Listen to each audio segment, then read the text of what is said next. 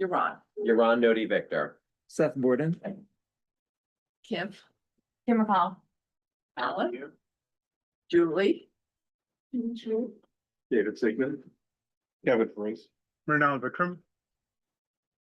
Thank you. So, who do we have online tonight?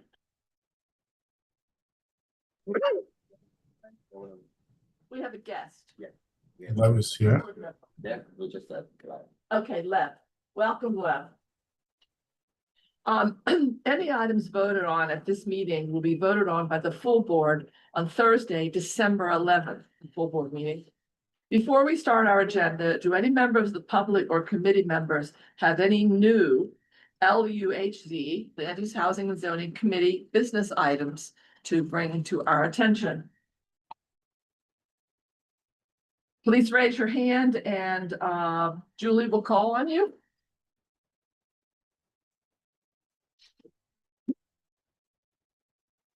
But nope, we're good. Okay, seeing none, I'll move forward. The meeting will run in this order. After each presentation, we have 4. Committee members will ask questions, then we will take the questions and the comments from the public.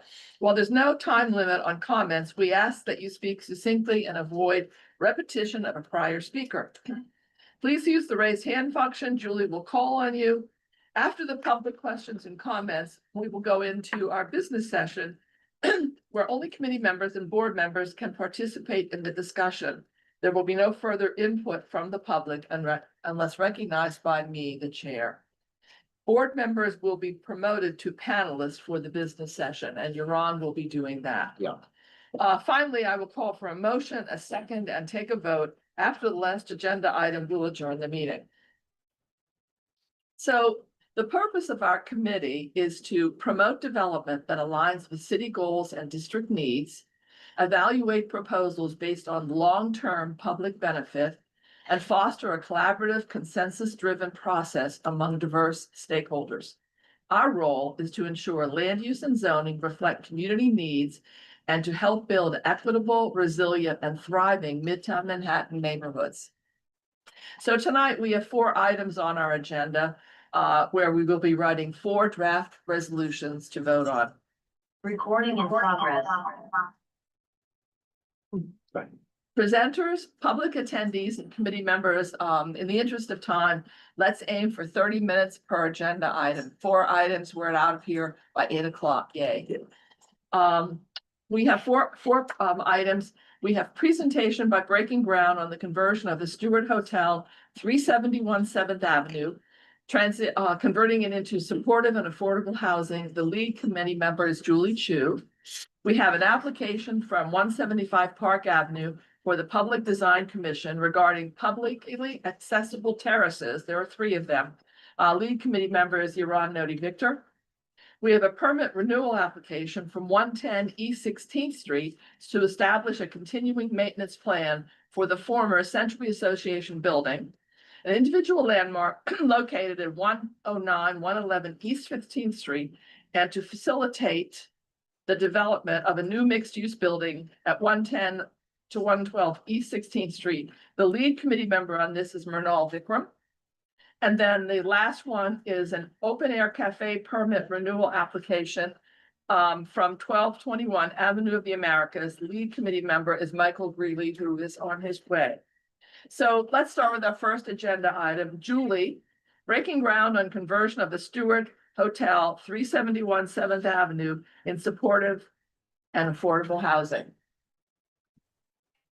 Sorry, You want to say anything before we start?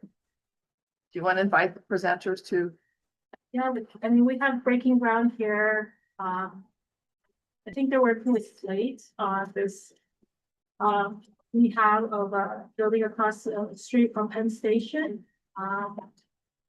They are leading the work and helping with the homeless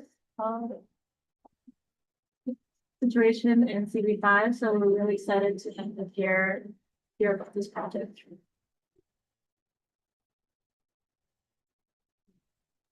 Should I jump in? Yeah. Yes, please. Oh, hi. Hi, I'm Brenda Rosen, President and CEO of Breaking Ground. I'm here with my colleague Dave Walsh, who is our Senior Vice President of Real Estate Development.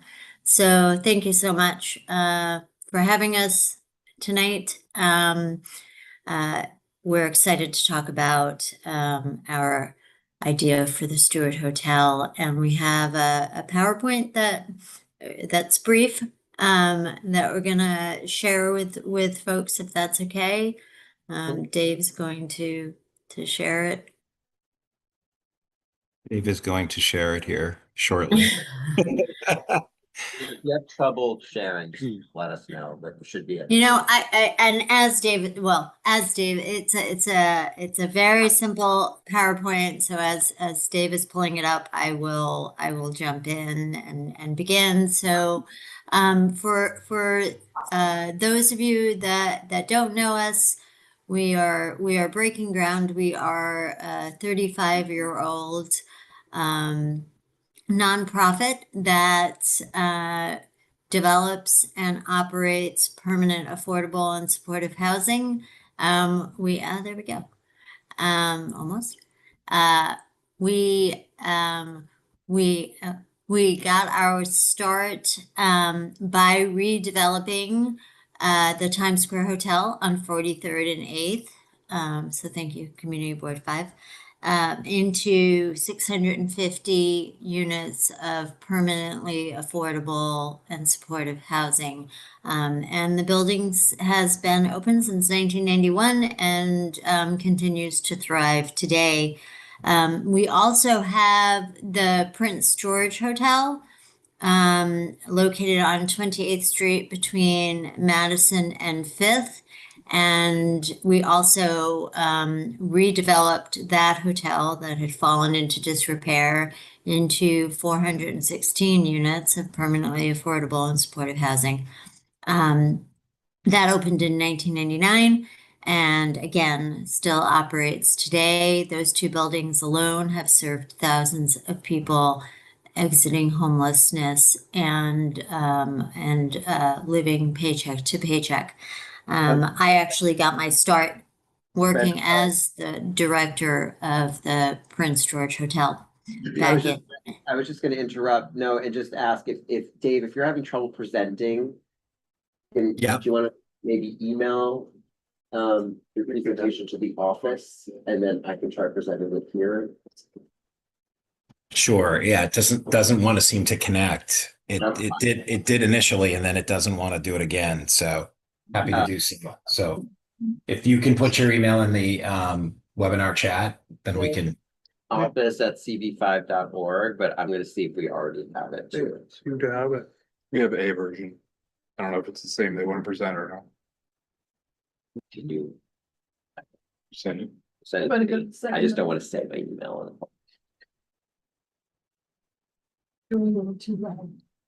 I'll get it. in a Okay, second. okay. This is where we play dance music. Would anyone like to get up and do a little fancy footwork? Or hold music. Or we could sing a song. No. Something about. I was gonna turkeys. say, if you're having trouble sharing, you shouldn't work at Breaking Ground. Dave. Oh, Bad no, joke. forget jokes. No, I'm gonna do it, just I'm having them send me the presentation. Kevin, I think is sending me something great. And then I'm gonna present. Or at least try. So give us 1 second while we sort this out. Sure.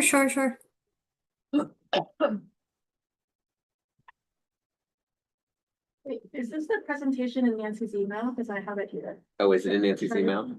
Try. Well, I have it anyway, so I'm gonna, Oh, yeah, probably is in the email. okay, I didn't realize that, but I wasn't. I'm getting it right. Here we go. Okay. Open it. And. Let me see if it's share the screen. Hey, folks, can somebody forward me the materials for Is the this, meeting, please? is this? Oh, this is awesome. Thank you. Yes, this is it. So if you go to just slide 2, please, Yeah. That just summarizes so that this project is going to be a joint venture between Breaking Ground and Slate Property Group. But Breaking Ground will be the sole owner of the building after construction and will provide both property management services and on-site social services. So it'll be a full Breaking Ground continuum of care inside the building. Thank you. So as I was saying, we were founded in 1990. We are a developer of affordable and supportive housing. And I had jumped to the two buildings that are in Community Board 5. But we have about 4,000 units of permanent, affordable and supportive housing in all boroughs except Staten Island. We haven't gotten out there yet. We have converted old historic hotels like the Times Square, the Prince George, and the Christopher, which was the former McBurney Y. We have a lot of ground up new construction, particularly in the outer boroughs. A few years ago, we kind of came back to our roots and we converted the old Jehovah's Witness residence that had been a long stay hotel in Dumbo into nearly 500 units of permanent, affordable, and supportive housing. And in addition, oh, you can go to the next slide, please. In addition to being a developer and operator of this housing, starting in 2007, we were awarded the contract from the city to provide outreach services in all of Brooklyn, all of Queens, and Midtown Manhattan from 23rd Street to 59th Street, river to river. And so twice we've had to rebid for those contracts and we've been awarded them. So we are effectively the folks that are out on the streets working with chronically homeless and other homeless individuals out in Midtown Manhattan. And in addition to adding street outreach services, we are also the largest provider of transitional housing, not traditional shelter, but safe haven housing, transitional housing, which is specifically designed for street homeless individuals.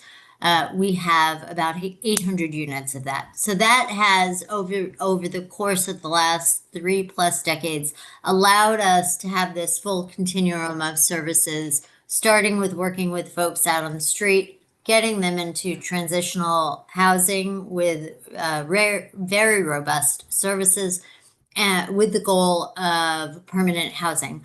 Many of our clients move into Breaking Ground supportive housing, and we don't, and others move into other nonprofit housing because we don't have enough housing to serve all of our clients yet. All of our buildings, including the Times Square, the Prince George, and the Stewart, will be our mixed buildings. We do not do 100% supportive, meaning about between 50 and 60%, depending on the building, of the units are set aside for individuals exiting homelessness, and the balance of the buildings are affordable units for low-income individuals and families, depending on what building we're talking about. And you apply like you do for any other affordable housing in New York. You go through the lottery process, and if you're eligible and your number is high enough, you are fortunate to be able to move into one of our buildings. And then I'll just end and hand it over to Dave. I'll end by saying that, our mission is to solve homelessness for every person that we work with.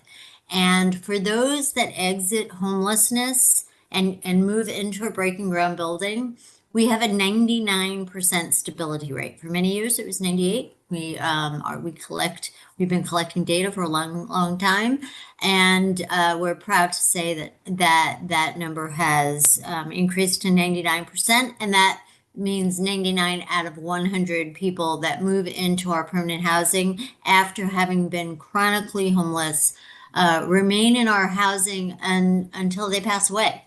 So it is permanent rent stabilized housing for the long term, and it is supportive housing is regarded as the gold standard for working with homeless people and helping them get back on their feet and stable for the long term. And we're really proud of the work we do. We look forward with your support to bringing more of that to Midtown, where, as we all know, there's a great need for affordable housing, and homelessness is in our estimation, at an all-time high in that area. Dave? Okay, so thanks, Brenda. So as Brenda mentioned in the beginning of the presentation, our partner on the transaction is the Slate Property Group. They are a vertically integrated real estate development operator that is partnered on a number of transactions with not-for-profit organizations across the city. They do a little bit of everything, and they are really passionate about community development in particular. As a matter of fact, they were the first organization that figured out how to use New York State's, they call it Honda money, which is the hotel conversion money, where they partnered with another nonprofit, Riseboro, out of Brooklyn, on a 318 unit transaction out near JFK at a Hilton hotel that they converted into 318 units of supportive and affordable housing. So they approached us initially about the transaction itself, and looking to partner with us, knowing we are, obviously right here at 35th and 8th is where our offices are located, but we're also the top supportive housing developer in the city, without a doubt. And so we will be looking to acquire the building, hopefully next month in partnership with Slate. But again, as Brenda mentioned, we will acquire it jointly, but on the construction loan closing, which is expected to take place within 12 months, probably in December of 2026, we would then flip the building ownership 100% to breaking ground. And the financing that we would be securing would be coming from both the city and state. It's important to note that both the city and state will have funding in at the acquisition closing. Both New York City Housing Preservation and Development and New York State Housing Finance Agency will both be helping funding the acquisition, as well as a private loan. But the building itself is located at 31st and 7th. You can't miss it. If you walk out of Madison Square Garden, it's a pretty sizable building, located on the southeast side of the street. The next slide, please. It was built in 1929. It is eligible for listing on the state and national registers of historic places. It is something we are presently exploring right now. We've recently hired a historic consultant, and we're starting the process of looking how to go ahead and utilize, first of all, put it on the register, but also utilize historic tax credits as part of the overall financing of the building. The building itself is substantially vacant. It has a commercial component that fronts both 7th Avenue as well as 31st Street. The retail and the parking garage that are associated are occupied and used, but the hotel itself up above only has 2 remaining rent stabilized tenants that are in the building, one of which kind of comes and goes on a weekly basis. The other is someone that is living there and will continue to live there.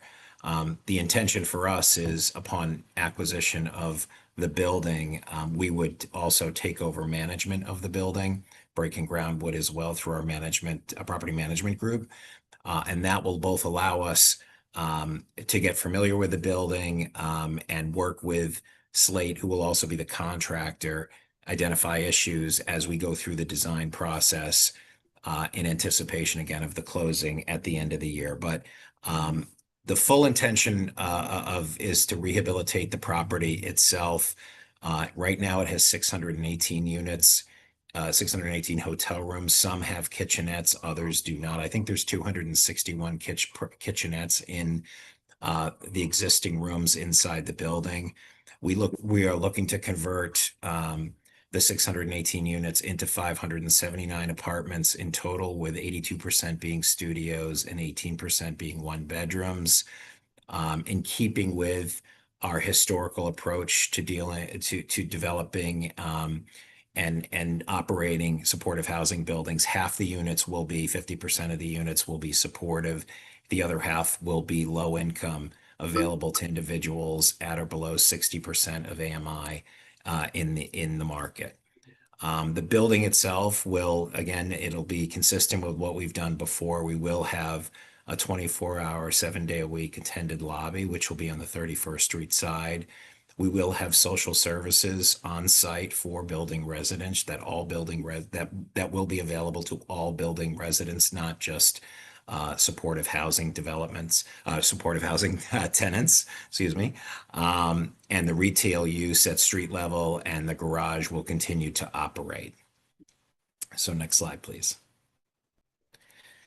So the social services itself, we're presently going through the design stage and figuring out where our offices intend to be inside the building. As you can imagine, it's a very large building, and there's a lot of design type meetings that are presently going on now. But the services will include case management, primary medical care, mental health services, employment readiness, and benefits counseling as well. And again, they'll be available to all tenants within the building, not just the supportive tenants.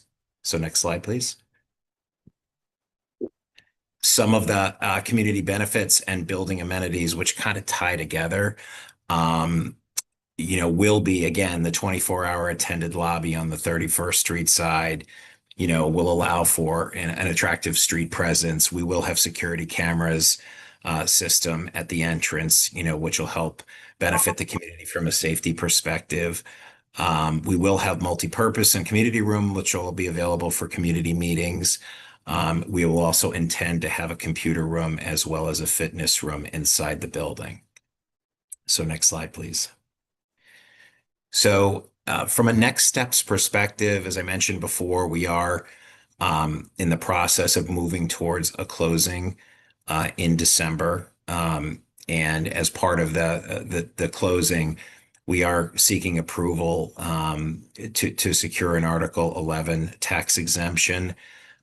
We've been working very closely with the New York City Housing Preservation Department, with HPD, in regards to that. And, we are, at first we were looking for a long-term Article 11. There's some discussion now that maybe it would be a five-year Article 11, then flipping to a 420C type of tax exemption, but we're still working our way through that. But, we will be, it's a high priority for the city itself. I think a high priority for the community itself. And as a result, I firmly believe that we will be closing in December of 2026.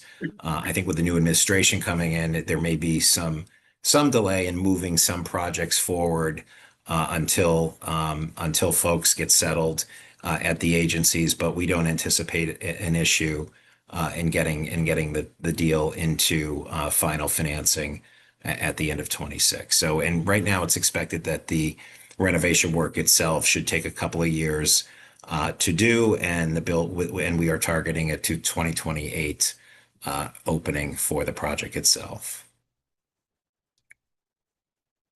So I think that may be the last slide. Yeah, I think so. Okay. So Okay, Julie, do you want to say something before we start our discussion?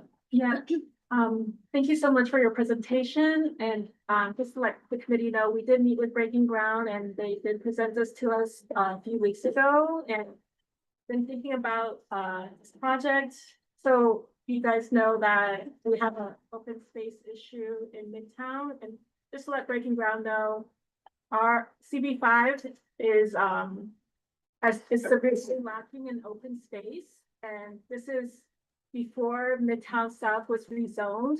So we're adding 10,000 units to this neighborhood. There was no mitigation of open space during the rezoning. We've had other projects come to us that are converting to residential, where there are existing buildings that can't provide open space for their projects, such as the 5 Times Square, where we're getting 1,000 new units, but that building also does not provide any open space. So just to say that, you know, it's the residents living in this area is gonna be severely constrained and will lack access to open space. And this is particularly concerning for this specific vulnerable population. We would not choose open space over housing. So we're not against the project, but we want to help you and work with you to get access to open space if possible, whether that's advocating for additional money, Reso A money from our council member, to somehow incorporate it into the building. I know it's very hard for existing buildings to have landscape terraces, but it does sound like a lot of units, a lot of vulnerable residents will be living in this one space.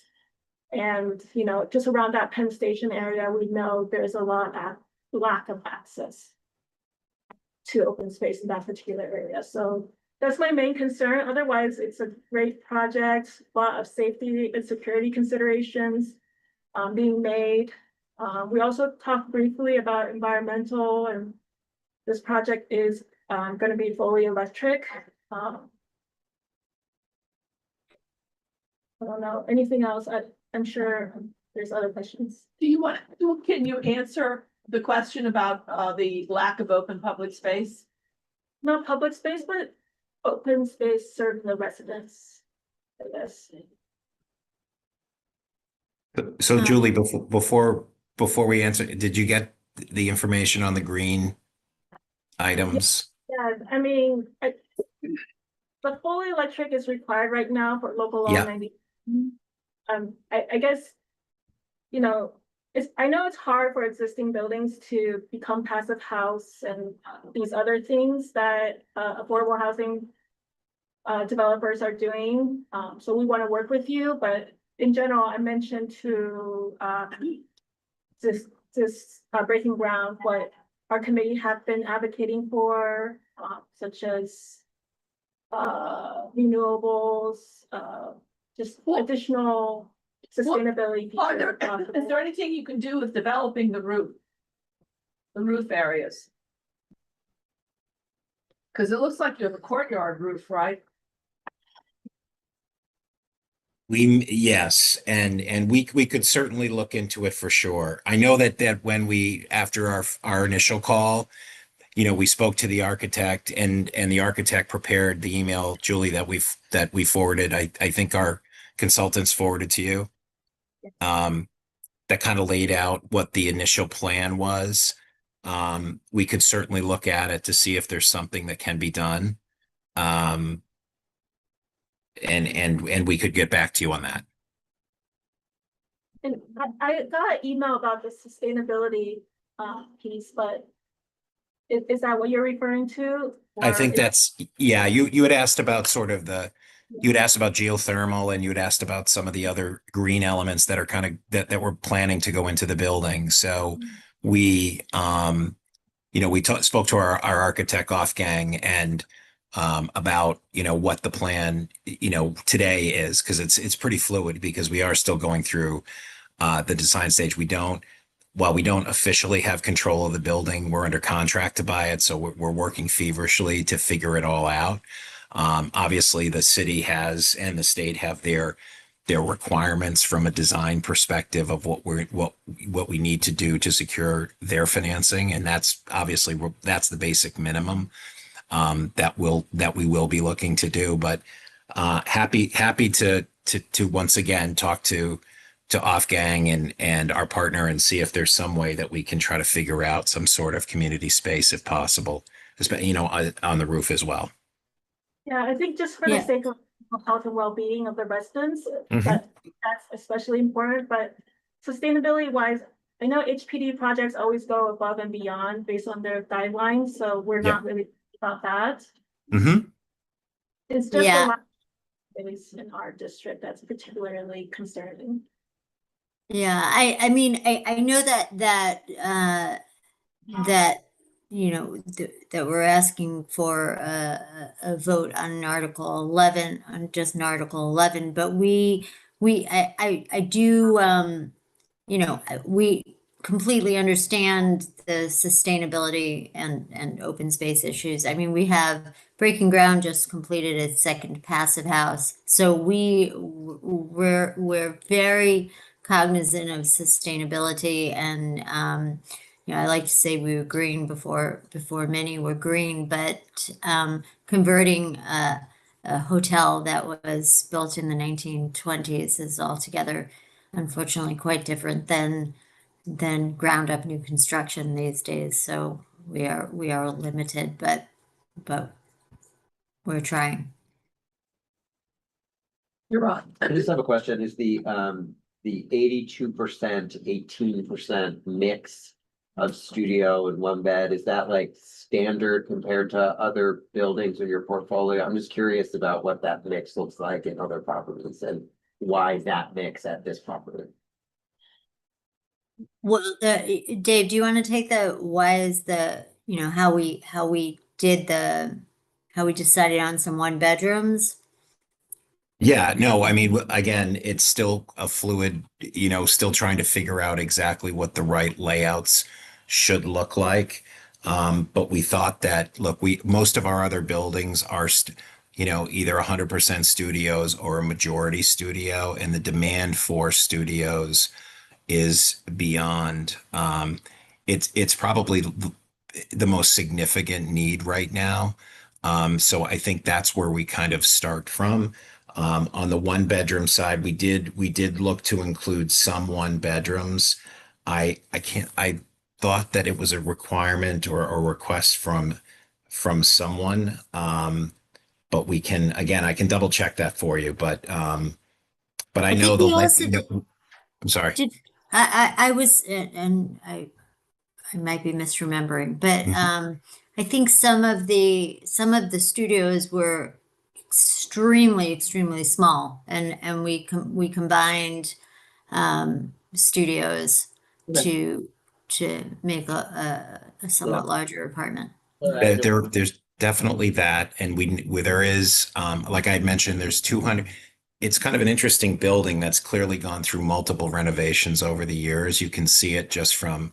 There are some that have almost a full kitchen, if you can believe it, in the unit itself, and then there are others that look like, that are just a standard hotel room, and are smaller in nature. So you're absolutely right, Brenda. So it's a matter of how we can fit. Obviously we want to have kitchens and our kitchenette in every unit. And that's something that we continue to work with our architects on ensuring that we're meeting all the design requirements from the funding agencies, and ensuring that we can fit as many units as we can into this building. Great, thank you. So there aren't plans that you can show us as yet. That's still fluid. Floor Yes, plan. but we do. I mean, if you're interested in we are clearly able to send over. We have some general floor plans that we could send over to you. If you'd be interested. I mean, it's a grand building. It's just an amazing space throughout the building, and we're going to relocate the other, there's an entrance on 31st, excuse me, on 7th Avenue. That was the old lobby for the hotel, which is just unbelievable. The clear height must be at 70 feet, 80 feet. It's just gigantic. And then but we think we're going to create the entrance on 31st Street for the building itself. There's a ballroom, and I know that have figured out a place to put our social service offices in the building. We're kind of tucking them in into a space that was identified. So there's been a lot of movement on what we originally started with to where we ended up today. But I'm happy to send over a basic floor plan for you all to review if you'd like, for sure. Other questions before we go? Murdoch, no. So the studios are supportive and the one bedrooms, I assume, are the affordable ones, is that, did they split that out? You know, it's 50-50 and everything. Yeah, I mean, Yeah. there'll be, the one bedrooms will be affordable, and then, and some studios will be affordable as well. But most of the supportive is the studios. Yes. Okay. David Sigmund. Are the supportive units and the affordable units kind of co-located in the building, or is there? Throughout the entire building, we never separate by floors, or one of our philosophies from day one has been to have a fully integrated building. You don't know who your neighbor is, and we keep it that way. And I have a question. I just want to let the committee know, another question that came up was the proximity of this hotel across from Penn Station. We asked if potentially there could be some kind of office that would help with the street outreach team and provide more social services. Breaking Ground their office is actually very close, a few blocks away, I think, but because it's across the street from Penn Station, we thought it might be helpful, if possible, to consider some kind of satellite office there or something like that. I don't know. I think, Brenda, you guys were gonna. Right. Yeah, so we have our main Manhattan Street to Home offices are located at the Prince George on 28th Street. But if there's and again, it is fluid, so I leave that to the architects and the team. But if we can add additional space to have our outreach staff have office space in the building, they'd be thrilled, we'd be thrilled. David Shapiro. You have a question, David? Yeah, hi. So, in the other buildings that you've operated, the supportive housing, what's the average tenure of folks that are in supportive housing, and what efforts are made to get those folks' lives sort of back on track, where they actually end up leaving the supportive housing? On the supportive housing side, those that exit homelessness to come into our buildings, there's almost no turnover. It's permanent rent stabilized housing like any other housing in the city, and people, when I brought up the 99% stability rate, what I meant by that was that people don't fall out of housing, that most of the folks that have been, have had years of homelessness prior to coming into permanent housing stay with us until they pass away. So, they receive services as needed, and they're voluntary, and sometimes for the rest of their lives, sometimes not. They also tend to skew older. And because of the trauma that they've gone through for a variety of reasons, tend to physically be between 20 and 30 years older than their chronological age. So there is virtually no turnover in those units. Got it. As far as services, there's an abundance of services in the building that range from to help people, as you said, get back on their feet and stay on their feet, and thrive inside the building and externally. We have everything from behavioral and primary care inside the building and case management services. We have a a program called Tenant 360, which is portfolio wide across Breaking Ground. And the goal of that program is to build community within the building. We have workshops and programs that include everything from financial literacy to art therapy to Zumba to chair yoga, you name it, we have it. Computer classes, employment services. If you can work, we have what's called a supported employment program where we provide specific services to help you become employed and remain employed. And again, because folks stay with us, and we've been operating the Times Square and the Prince George for decades now. People are aging in place with us, and that's we consider that a really wonderful thing. And years ago, when we started to see people grow older in our buildings, the last thing we wanted for them, the last thing they wanted was to have to leave our buildings and go into nursing homes and other higher levels of care. So we have within our Tenant 360 program a portfolio-wide aging services program, which is dedicated to providing services and activities and workshops specifically for older adults. So, and that's been really important. So And how many total units is this?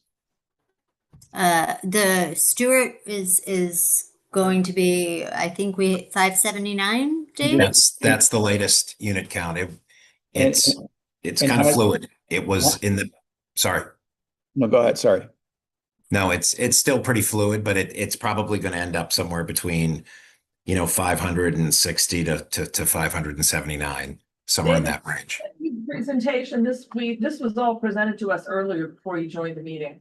Yeah, I mean, I just got forwarded the materials.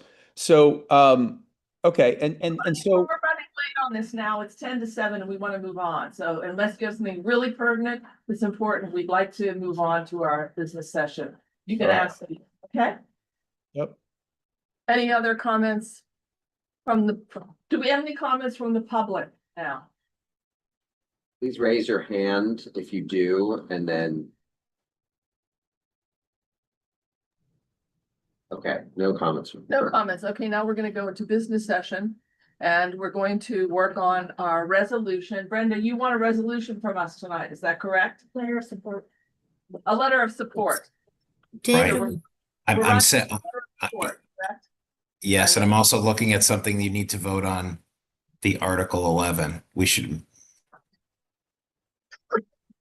So just to start the conversation, I think this is a very important project, much needed project for our district, especially with the homeless people that need to be served, and they're one of the best providers. So this is very ideal for us, and I'm glad we have a chance to talk to them so early on in the process for the Article 11 approved support that they need. And I think in our letter, we could potentially emphasize how we want to help them in any way to create the open space for their residents, Yes, whether it's, approaching Councilmember Botcher about this. But yeah, and then mentioning the potential supportive service office or some kind of satellite outreach office if possible, just to serve the additional needs we have around that area. so Julie's basically laying out what our letter of support is going to include. So let's figure out what else we want to add to that letter of support. I thought it was important to say that this meets two of our three primary district needs of affordable housing and homelessness. So that's a top rated project as far as I'm concerned. Other people have things they want to add to the Murnau. I just have a question. Could we get a clarification on what Article 11 approval entails? What it actually? Article 11, can you tell us?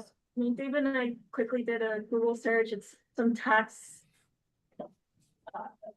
thing that they need. Do you want to ask them about Article 11 to explain it? Very technical, if you guys want to provide a, David, can you quickly tell us, Dave, rather, what, Article 11 is? looks like he has his hand raised. Lev, No, that's Lev's. Yeah. I have a Let- question. visiting us. Wait, hold on, Lev. Hold on, Lev. Nancy, you want the applicant to answer the question first? Yes, Right. can you? Dave. Sure. It's a real, I apologize. I thought you were talking to someone else. It's a real estate tax exemption. And it's provided typically, through a process through the city HPD is requiring us to pursue this as part of the overall financing of the project. So it's really, in this case, it would be a short-term exemption for 5 years. Originally, they wanted us to secure a 40-year tax exemption, and you do need to have community board support and councilman support as well for the exemption itself for their process. And so that was part of what we wanted to just simply ask for this evening. It's nothing more than that. But The 5-year and the 40-year, or just the 5 year tonight? no, just the 5 years is what HPD has now told us they are requiring. Okay, so we can crack that, put that into our reso. Lev, you had a question? Yeah, I wanted to, so the population of these units, are they gonna come from the Community District 5? Is that the homeless, Yeah. So are you gonna able to fill them in? I'm just Yeah. quickly, yeah. No. That's a great question. So this is a discussion that we have to have with the Department of Homeless Services. Having said that, we have the luxury of having hundreds.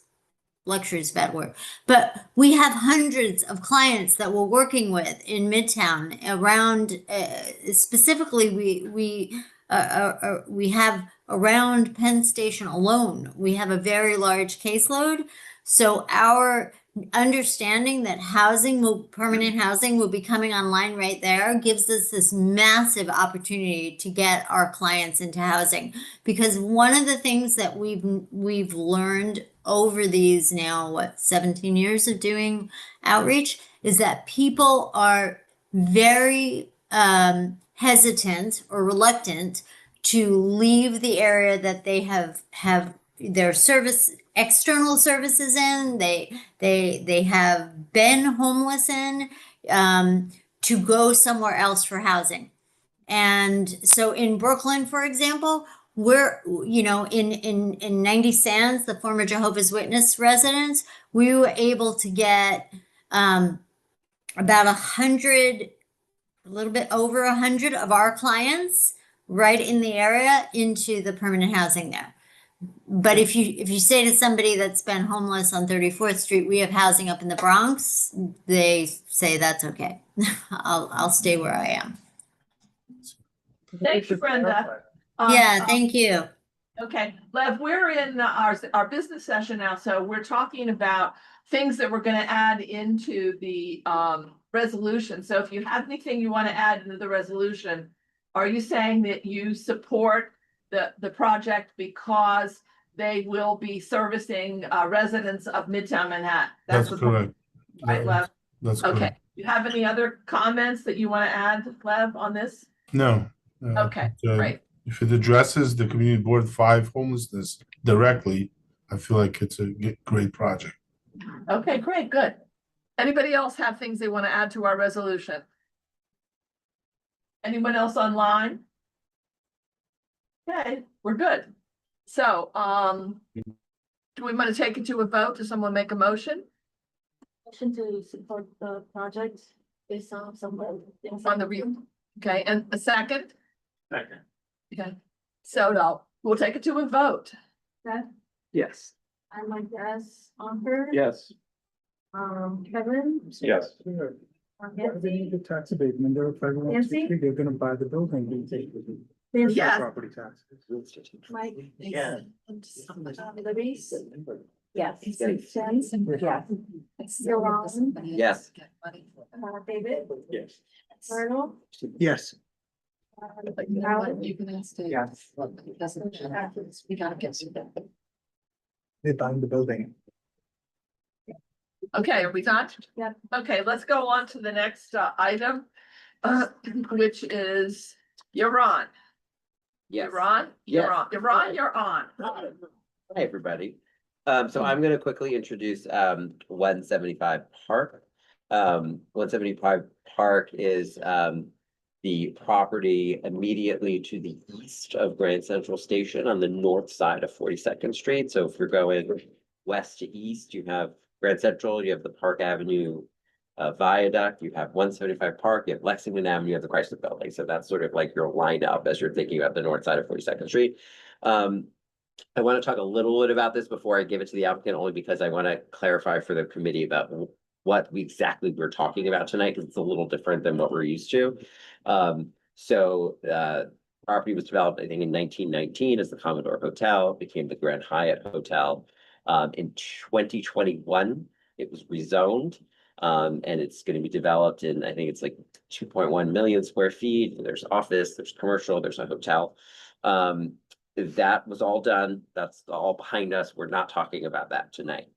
What we are talking about tonight is a wraparound terrace that's on their lower floors that is going to be looked at by the Public Design Commission, PDC, which we don't usually deal with.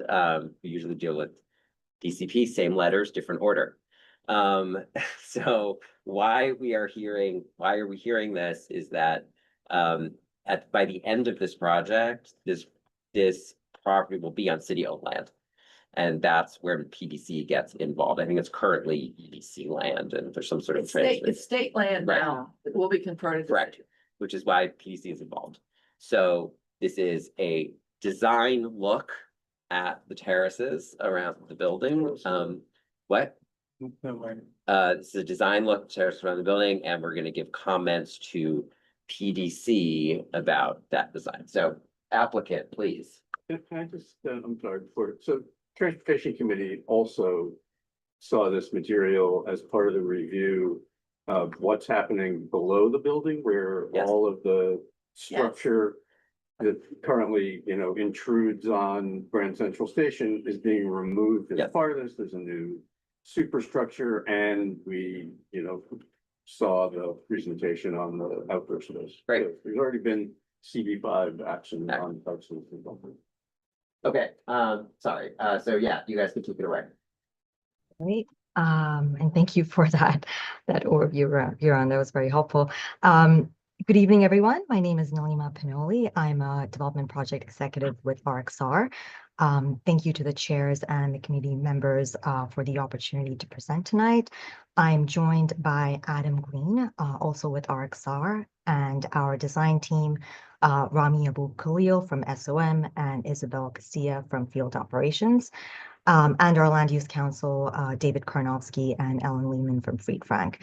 As Yaron mentioned, we're here to present a design update on our project at 175 Park. This project is a partnership between RXR and TF Cornerstone to redevelop the Grand Hyatt Hotel. With the redevelopment will comprise a 2.9 million square foot commercial tower that will include office space as well as a hotel on the top. And the project will also deliver extensive public realm and transit-related improvements adjacent to the terminal.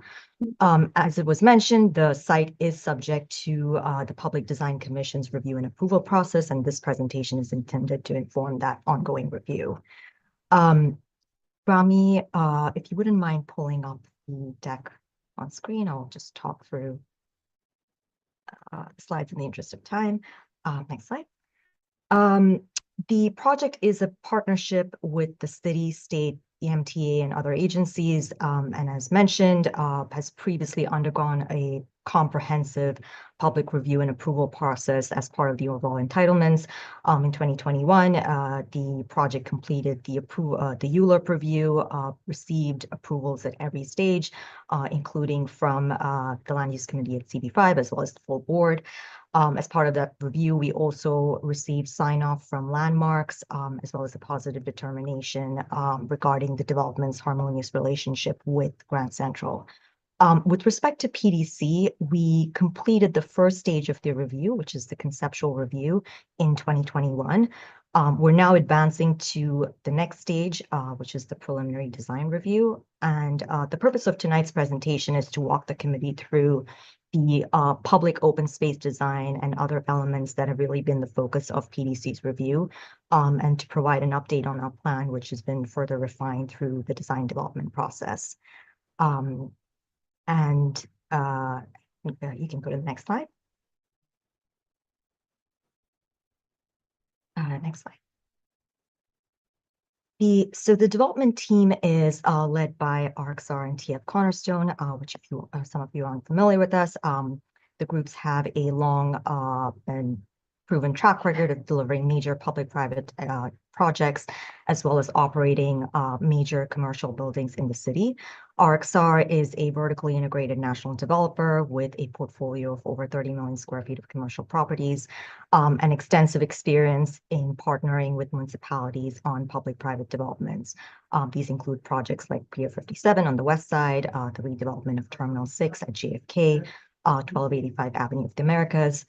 And TF Cornerstone is also similarly a large New York-based developer with deep expertise in development and construction, having completed over 40 developments over its sort of 50-year-old history.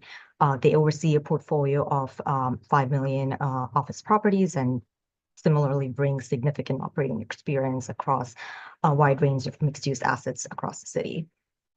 And with that, I'll hand it over to Rami to share the design overview. Thank you, Nilima. So I'm Rami, I'm with SOM, we're the architects on the job, and I'm gonna just set the stage here a little bit architecturally and sort of remind everybody of the context, and then I'll hand it over to Isabel with field operations to really zoom in on these public terraces. As a reminder, the project is located on this sort of towards the southern edge of the Greater East Midtown rezoning district, so right next to Grand Central. And as such, it really fulfills the rezoning's goal to add transit-oriented development into the district. So this particular site that you see highlighted in red is located adjacent to Grand Central, but also straddles below grade both the loop tracks of the Grand Central train sheds, as well as in green here, the 4, 5, 6 subway lines. And so this transit density is a remarkable opportunity. And of course, has led this project to embrace a slew of improvements below grade that I'm going to walk through very, very quickly here, just so that we understand the configuration of everything happening above grade. As one of you pointed out, those two things are inevitably interconnected. So I'll walk through some of these improvements and then we'll go above ground. One of the important improvements here is called the short loop. It's essentially a shortcut that's going to create a new connection between Grand Central Madison and the Long Island Railroad, and directly into the lower, the subway mezzanine. The second improvement is the removal of girders that historically supported the Commodore Hotel and obstructed the subway mezzanine, making it confusing, unsafe, etc. So this is finally an opportunity to deal with that. 3 is the creation of an expanded transit fare area at grade that will decongest the mezzanine level even more. Number 4 is the relocation of the R239 subway entrance away from the very busy and very congested corner and further north in alignment with this now newly reopened and improved mezzanine level. A sidewalk widening along both 42nd Street and Lexington Avenue. We know how congested this corner is. Number 6 is a new expanded transit hall that will expand the 42nd Street passage towards the east and reduce congestion for passengers moving between Grand Central Terminal and the subway system. And finally, improvements to the Lexington Passage itself, including higher ceilings and kind of improved conditions inside it. Now, because a lot of these constraints and because of the very shallow presence of the subway mezzanine right below the site, we know that the lobby of this level of this tower has to be raised. This is a very common condition for anybody familiar with towers along Park Avenue and above the Grand Central train shed at large. And hand in hand with that elevation of the lobby is also these elevated public terraces that are going to be elevated at the same level as the Grand Central viaduct. And I'll show you a picture of that in a little bit. And so those are also public concourse improvements. So you're going to get the Grand Central Terrace on the west, the Graybar Terrace on the north, and then on the right, on the east, you'll see the Chrysler Terrace, which is a publicly accessible space as well. So the three of them kind of combine to form a necklace of public spaces that are elevated.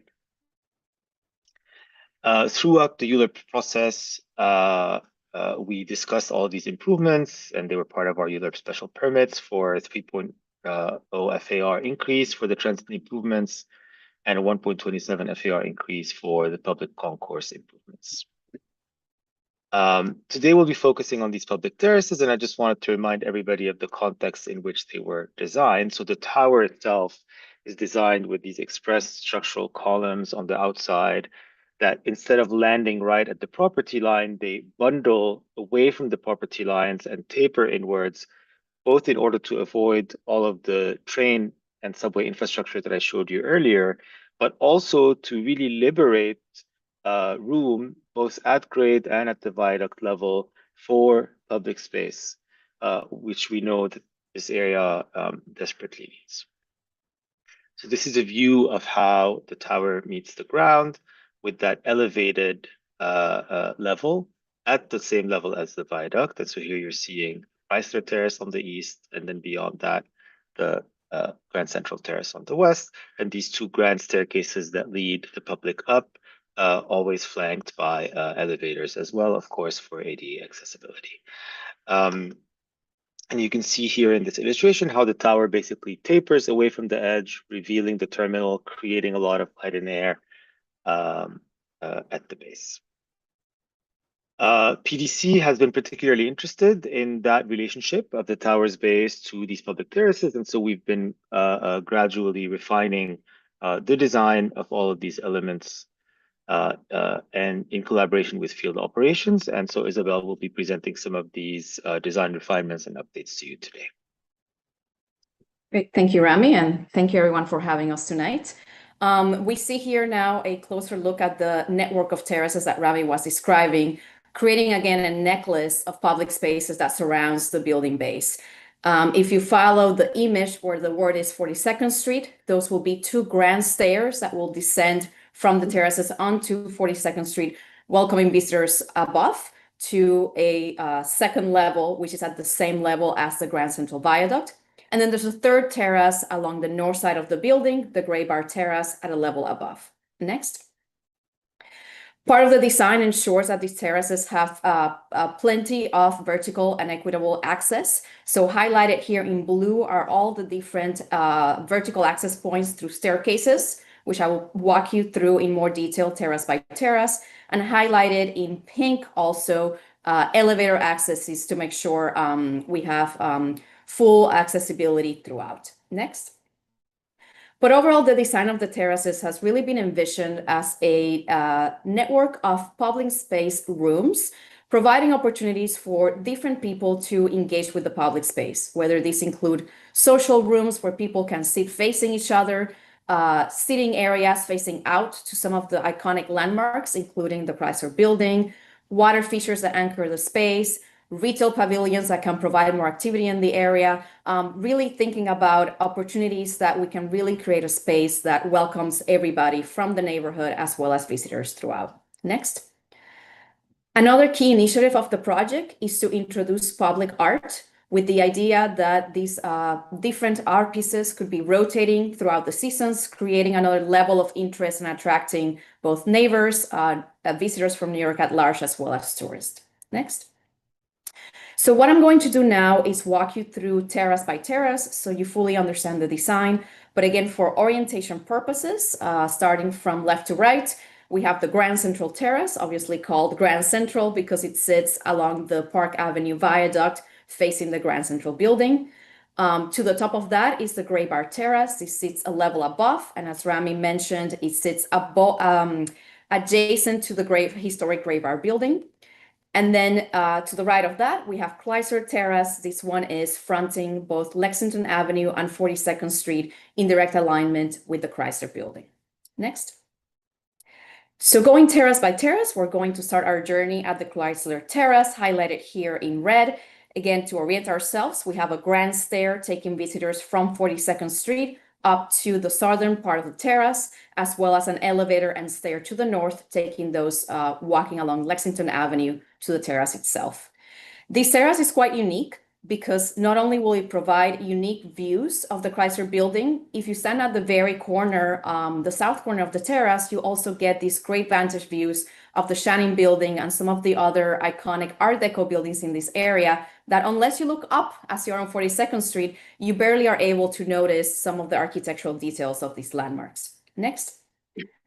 So the overall design of the space is again intended to create seating areas and social areas that really engage with these landmarks. We're seeing here the terrace with the trees turned on, just so that you understand the context. The terrace itself will be anchored by a grove of large trees. The trees will lower the scale, so even though we are sitting against a very tall tower, the trees will make the space feel quite of a human scale, and will also announce the presence of this terrace and public space as seen from Lexington Avenue. Next. Now turning the trees off, I'll walk you through in more detail on the terraces, starting with the number 1. This is that grand stair that brings you up from 42nd Street. That takes you to a main corridor along the terrace or the edge of the building that will then connect to a series of other sitting rooms. Under number 2 is what we call the 42nd Street Prospect. This is a large area that will have a bench allowing visitors to face outside, as well as movable seating tables and chairs to activate the space. Under number 3 is what we have called the Grove Garden. These are a series of benches facing each other so that people again can interact socially with one another. Under number 4, we have a reflecting pool. This pool will be in alignment with the Chrysler building, further heightening that relationship with the iconic landmark. Under number 5, we have what we're calling balcony sitting, in this case, benches facing outboard to provide a different experience. Number 6, this will be the stair connecting to Lexington Avenue as we see it chasing down onto the street and also connecting to the new renovated subway entry that Rami mentioned. Under number 7, we have a secondary stair that will bring us up to our upper terrace, the Gray Bar Terrace, which I'll explain in a minute. Under number 8 is an elevator that connects that subway entry and Lexington Passage exit to the 2 terraces above. And lastly, under number 9, we have a retail space that could potentially be a cafe or a newsstand or other kind of retail that again activates the space and provides a business opportunity within this public area. Next. So these are some renderings of that terrace. Our back is to 42nd Street. We're looking north. So here you see the sitting grove with benches facing each other and a clear balcony facing Lexington Avenue, allowing visitors to get to the edge and look at these unique landmarks around the space. Next. Now we're looking, our back is to the building lobby, looking at the Chrysler building. This is the reflecting pool that anchors the space. Here the trees open up, so we're really taking in views of the Chrysler building and also reflecting them on this pool of water. The idea is that the water has a cascading effect, so it also includes an attenuating noise that will drown a little bit the traffic noise around the area and create a place of respite within this terrace. Next. And then lastly here, our camera is with our back to the north. Here we see the staircase that connects to the subway entry at Lexington Avenue, and then balcony seating along the left-hand side, facing the landmarks along the space. Next. Now, as we continue our journey to the north, we'll go one step up to the Gray Bar Terrace, located along another level. This terrace is quite unique in the sense that as you stand in the middle of the space, you can get unique views of both the Chrysler Building and the Grand Central Terminal on both sides, while also sitting directly adjacent to the Graybar Building. Next. Similar to Chrysler Terrace, we have ensured here that we have equitable access to all of the terraces.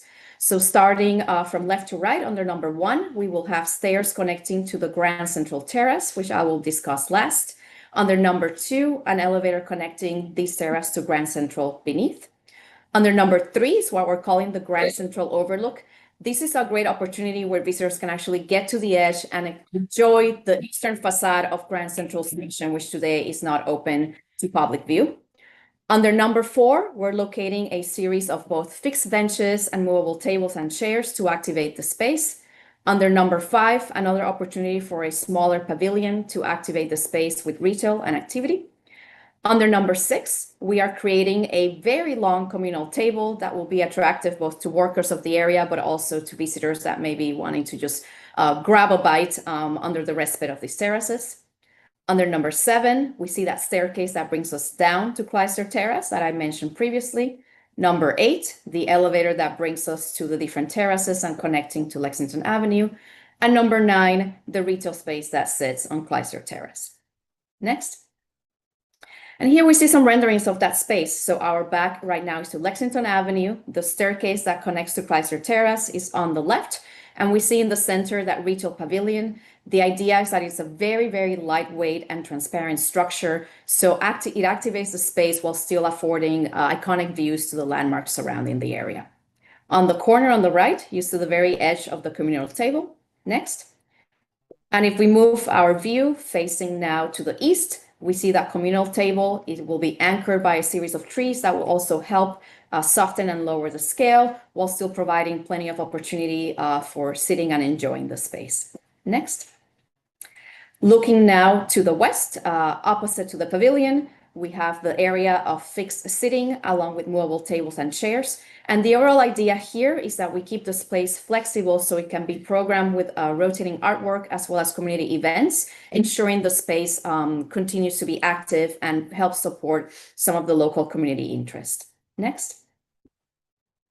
Now our last terrace, the Grand Central Terrace. This one is located at the same level of the Grand Central Viaduct. And of course, it provides unique opportunities to really view the Grand Central Terminal facade, one that we all rarely get to see unless we have a open street scenario where we can get up on the viaduct. So now this will afford those opportunities every day. Next. Looking at the design of that terrace, we have the building to the background. And on the bottom of the image, under the dark gray, you see what is the Park Avenue Viaduct. There will be a sidewalk lining the terrace that will connect to the Park Avenue Viaduct. And following from left to right, under number 1, we see the elevator connecting this terrace to the Graybar Terrace above. And number 2, the staircase connecting this terrace to Graybar. This terrace is quite particular because it sits above one of the transit halls for Grand Central Station. And one of the things we're doing here as part of the public benefits is incorporating a series of skylights that will provide daylight down onto that passage. So under number 3, we see a skylight that will be flush with the paving. You can walk all over it and it will provide daylight onto the transit hall beneath. Under number 4, we have a seating area with movable tables and chairs anchored by a tree. Under the 2 number 5s, in this case, we have extruded skylights. The idea here is that these are lifted up. So as you're below at the transit hall, not only do you get daylight, you also get a glimpse of the Grand Central facade above. Both of these frame under number 6, what will be a staircase access to this terrace. The viaduct, the Park Avenue Viaduct, slopes down quite quickly. So this is a moment where we do need to provide stair access. For the number 8, we are flush with that sidewalk, creating also accessible access to the terrace. Under number 7, we'll have another sitting area with fixed benches and movable chairs. Under number 9, we see that grand staircase connecting to 42nd Street. Number 10, that elevator connecting to 42nd Street. And on number 11, another opportunity to have a publicly accessible balcony that looks over 42nd Street as well as the Park Avenue Viaduct. Next. And here we see some renderings of that space. So with this rendering, your back is to 42nd Street as you ascend the stairs. Here you see the sitting area with custom designed benches that echo some of the architectural features of Grand Central Station. In the background, those extruded skylights that will bring daylight down into the transit hall. And on the very background, behind that woman walking on the walkway, the staircase connecting to the Graybar Terrace. Next. Now, flipping the camera, our back is to the stair I just mentioned. Here we see another seating area with a skylight that is flush to grade, as well as the other two skylights framing the entry. And again, the opportunity to frame views back to the Grand Central terminal facade. Next. So we brought on two world-class partners to help us develop a robust cultural program that will leverage the art and programming opportunities that Isabel referenced.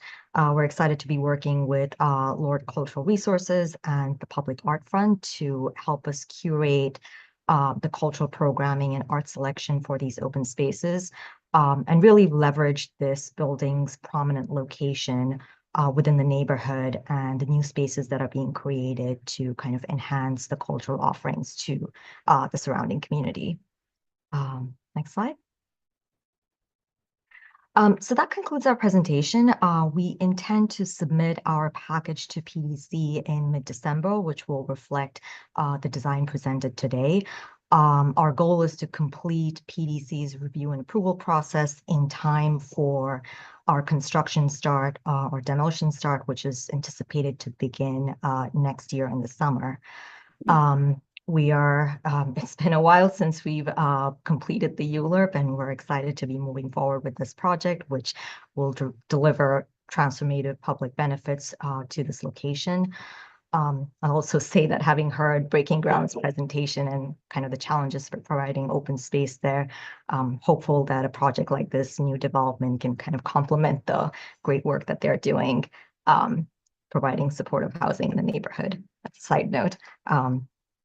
Happy to open it up for questions now. Okay, thank you for your presentation. It was very thorough. I'd like to ask for questions from the committee. You're on. Yeah, I'll just start and just also for the sake of expediency, I'm just gonna ask questions about things that I know the committee will be interested in. So just quick details. So what will be the opening and closing hours of the terraces? When will it be open?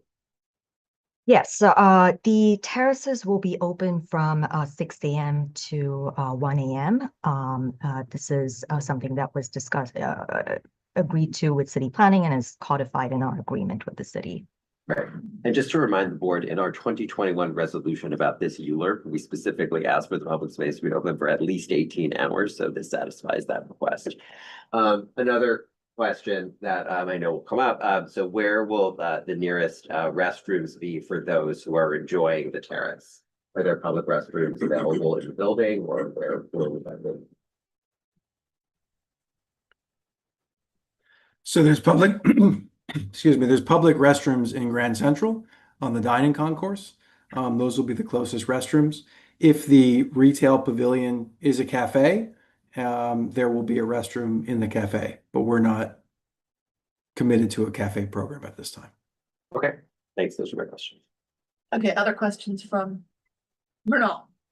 What's going to happen to the subway entrance, especially the one on Lexington? Like, I use that every day. So during the construction, that subway entrance on Lexington will be rebuilt in the position to the north that Rami pointed out in the presentation. It'll be widened and enhanced.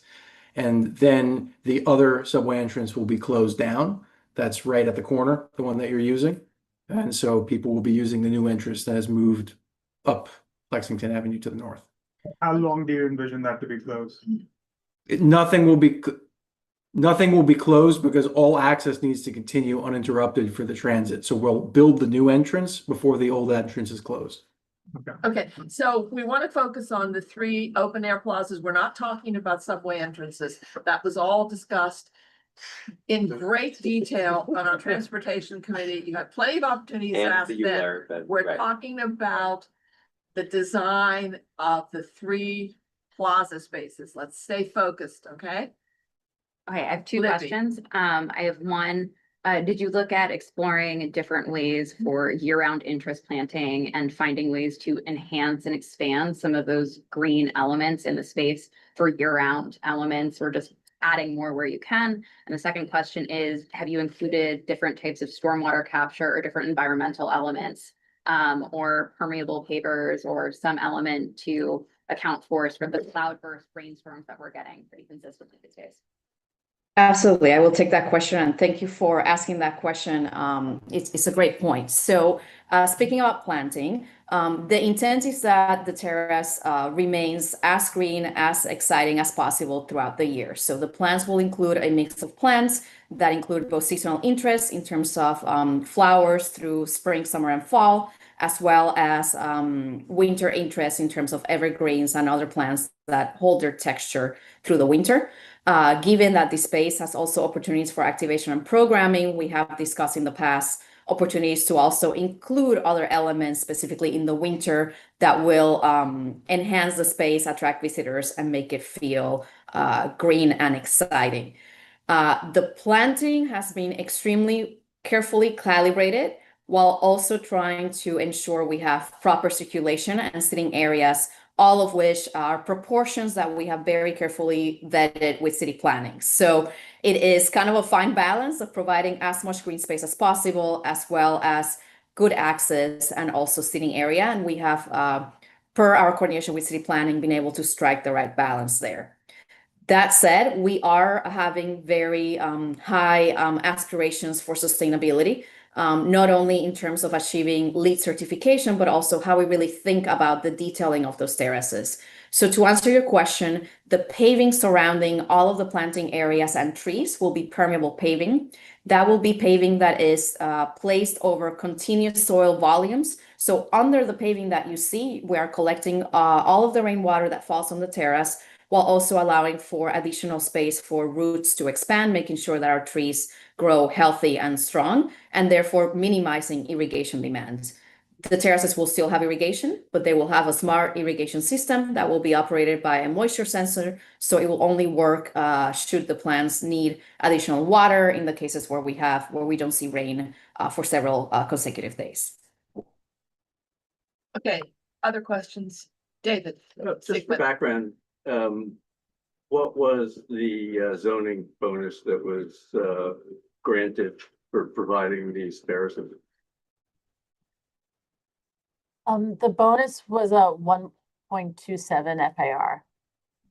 So, and what does that translate into in square feet? I can pull it up. Give me a minute. It translates to 259,000 square feet. But I just want to make the point that similar to the review that we did of the Park Avenue project with was that Tornado? Was that who it was? You know, the bonus value of this, I think the budget for this project is about $6.5 billion for 3 million square feet. So arguably they're spending something in the neighborhood of $500 or $600 million to build the bonusable space that's granted as a public benefit for providing this terrace, and yet there is no place for anybody to go to the bathroom. You have to go to Grand Central downstairs in order to not urinate in the incredible plantings that are being provided. Or elevators. Or in the elevators, because that's always a good place to urinate. Or the railing? Yeah, okay, Yeah. yeah, we'll get to that, but let's. Okay, other questions? Michael? Talking about urinating, I wanted to know about the railing. People throwing, urinating, jumping off of the terraces onto, I know they're not gonna kill themselves, but they'll break a leg or do something, or hit a moving car, like the Park Avenue Viaduct from the Great Bar Terrace or Lexington Avenue from the Chrysler Terrace. What is being done to prevent crazy people from doing crazy things? So there's this robust security plan here. So there'll be two 24/7 guards. In addition to that, on the terraces themselves, 2 guards 24/7. In addition to that, there'll be 2 off-duty NYPD paid detail sergeants exterior to the building 24/7. Would you consider adding a third guard since there's really three sides? One guard. We don't think it's necessary to have a third guard. All right. Other questions? Online? I have a second one, but I'll have to. Yeah, questions, if members of the public have questions? Well, no, Oh, I have sorry. another question. Sorry, I'm letting committee everyone question. go first. Online, any committee members online have questions? Sorry. Lev, David? Nope. Okay, You don't. so If they've calculated the number of seats. My committee Let's really go. cares about seats. let's go to the public. Are there any questions from the public? No questions from the public? No questions for the public. So Libby, you have a question about seats? So you said that you'd calculated in trying to do the calculations for the balance between the seating and the plantings. I was wondering if you knew between your movable seats, your interesting communal table, which is a great use of space, and the benches and those long benches and the curved benches, have you calculated the total linear feet or seating locations that you have in these different spaces in the aggregate? We have, I would need to pull up the numbers. If you, we need to provide these to city planning, so we have the numbers readily available. If you are okay with it, I can post them on the chat while I pull them up if you want to continue with your conversation. That'd be great. Thank you.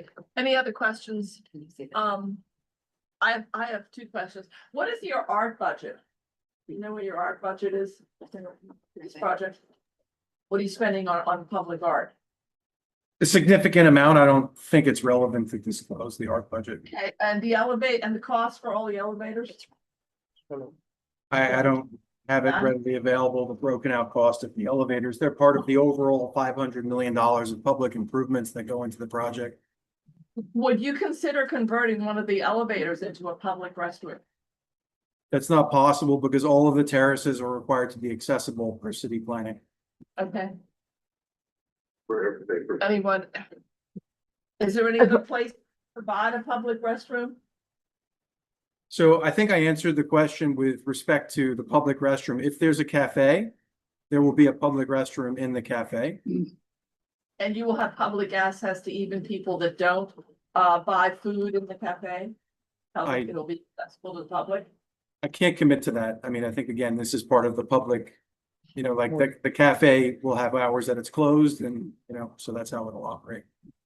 Okay, no more questions from the public, no more questions from that. We'll go back into now our business session where only the committee members can speak. Yaron, do you want to go over where we are with our? Yeah, I mean, resolution on this? I didn't hear anyone who had an issue with the plan that they saw. I think it looks like a great plan to me and a much needed and a great public space. I think obviously the concerns that I heard are around access to a public restroom, whether that's in the building or that isn't having to go down the stairs over to Grand Central, down into the dining concourse and using that bathroom, and whether they would be able to provide that. And I think that's important. Are there other concerns or things that people wanted to flag? We did talk about signage and street level signage that indicates that it is open to the public, which will not be intuitive. Because people will see a set of stairs and think that it goes into a private building. So that's also another thing to think about. As part of the PDC review, there is a whole component of public signage that's being incorporated into the planning. So those are definitely requirements. It'll be clearly identified that it's accessible. Okay, Thank you. great. Yeah.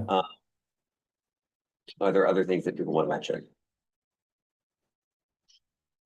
So someone want to make a motion?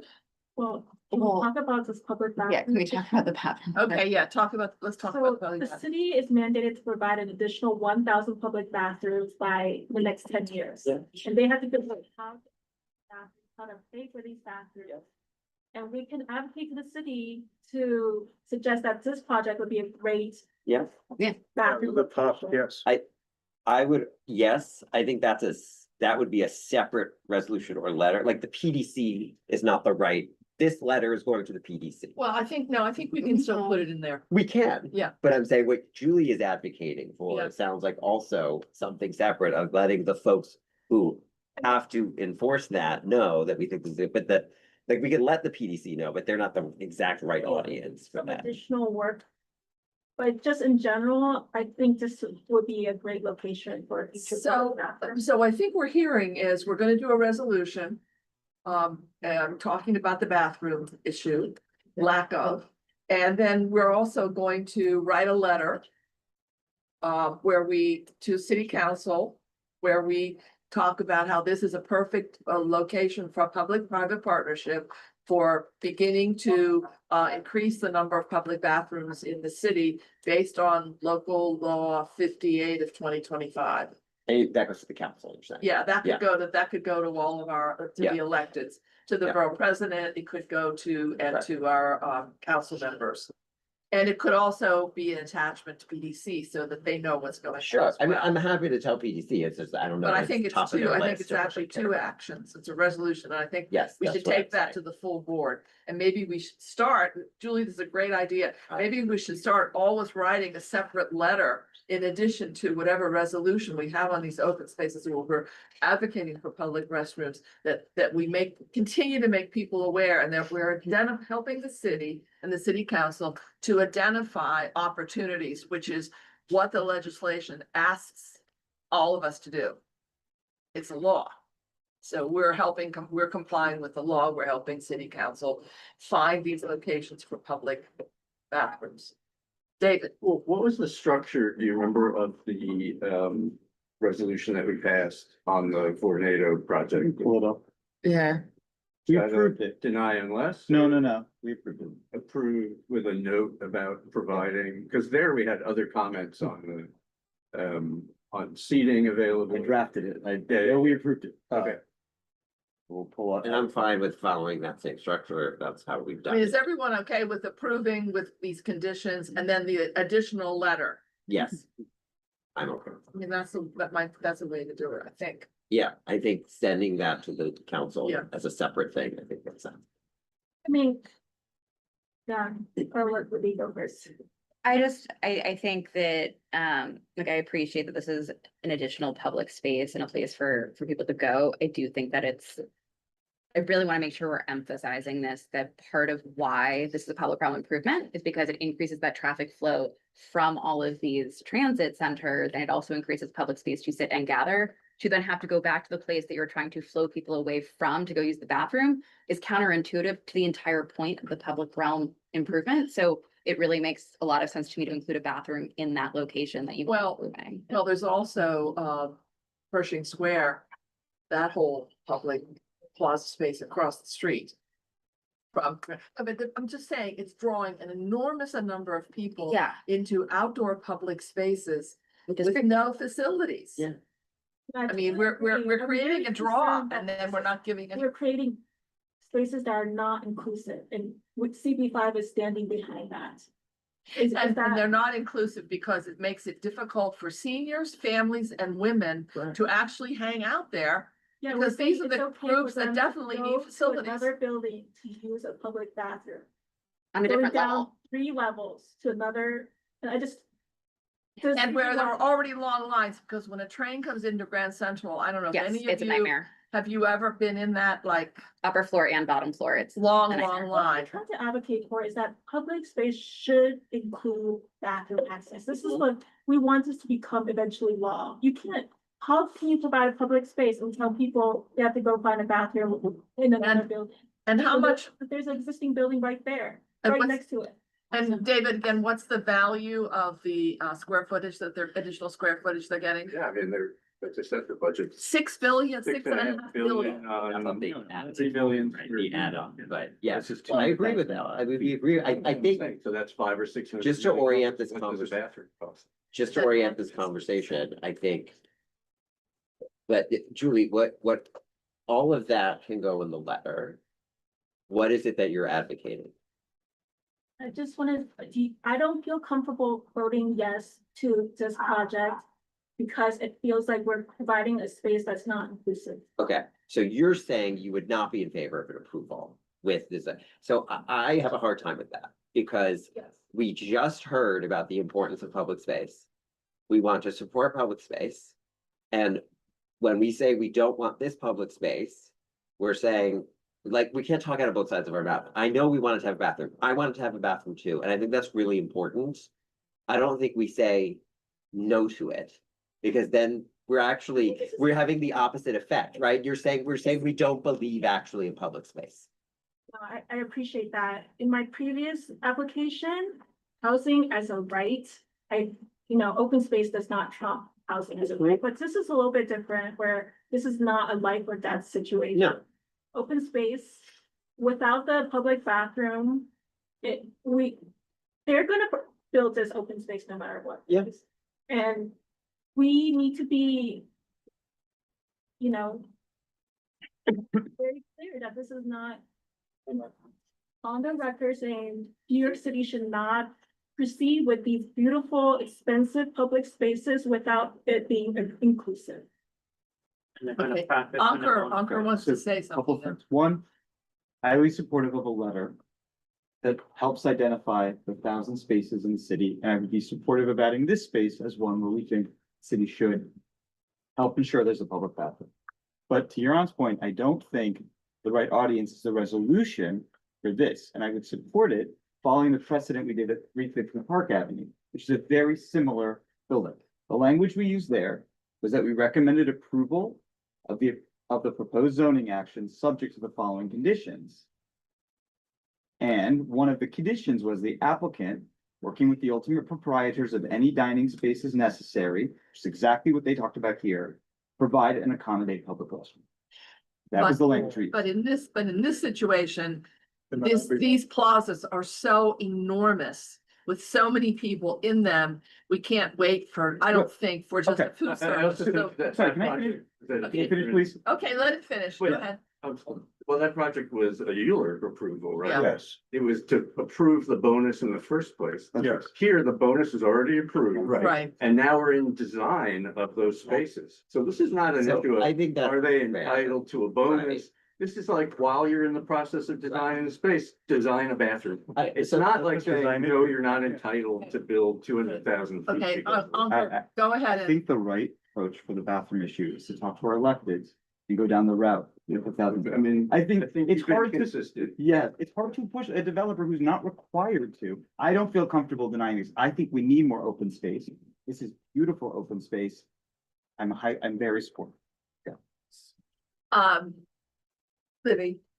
So this is the point, I think, my esteemed colleagues' comments about how this is the point where we're commenting on what shape this is going to take. Our denial isn't a denial. Maybe there's a way that we can write a letter instead and things that we would like to see, different points of interest in flowering plants so that it's always a point of interest for the flowering tree or something. And as part of that, if you're bringing these people into this space, we would very much like to see a bathroom regardless of what that cafe is, and maybe doing it as a letter is that way. I don't think that saying we would like this in this public space because we value this in our public spaces. I think you can say both. As a very, very big advocate of public space, I think that it's incredible to add this additional space in a very starved area with greenery, especially with the plants and the seating. It's also really important to make sure that people can actually stay there and use it. And I think that saying yes and is something that we can do here. And I don't know if a letter is a better way to do that, but this is the design stage where you can kind of change things at the margins, and a bathroom's a way to do that margin. Mike. I agree with what Libby just said, but I also want to make sure that it doesn't turn into like a one-time plaza or which these have issues with homeless and drugs, and that there is a security plan, there is a maintenance plan, that it stays clean. I think that should be all part of the condition. Okay, David, Well, you're on. you're on. No, I appreciate the distinction that we're drawing here between, like, this is already going to get built, it has to get built. And then we're saying as a design element, like, there needs to have a bathroom be part of it. I do think you're right, that is different. So I would be in support, having thought about it, I would be in support of a denial. But what I think we need to be careful about the language and since I think I'll probably going to be drafting Sure, it. yes, you then- Yes, you are. That, you know, that, like, you know, we don't want public spaces that aren't inclusive, I think is sort of dangerous language, and I don't know that I agree with that. I think I want public spaces. I want them to all be inclusive. If some have to not be inclusive, maybe that's worth it, but that, all of that is, so all I'm saying is I agree with the denial here. I just want to be careful with how we make those sort of claims. Okay, Alan. Talk a little bit about your reasoning of why general public space, open space would trump inclusive open space. It doesn't trump, but if the choice is if it doesn't get built, if the choice is between it needs to have a bathroom or it doesn't get built, which is not this case, which is why I'm saying this is fine denial. But if that is the choice, that's a much tougher choice. Public space at all, or like it has to have a bathroom or don't build it, but that's not the case here. So that's why that's what I'm saying.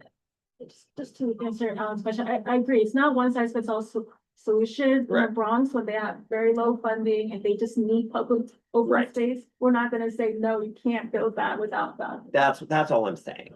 But that is not the case here because they have to build it. Please trump It's part of the bathrooms. ULURP. They have to build it. David. I was just gonna draw a parallel to this EDC approval to what we face at SLAP with SLA approvals.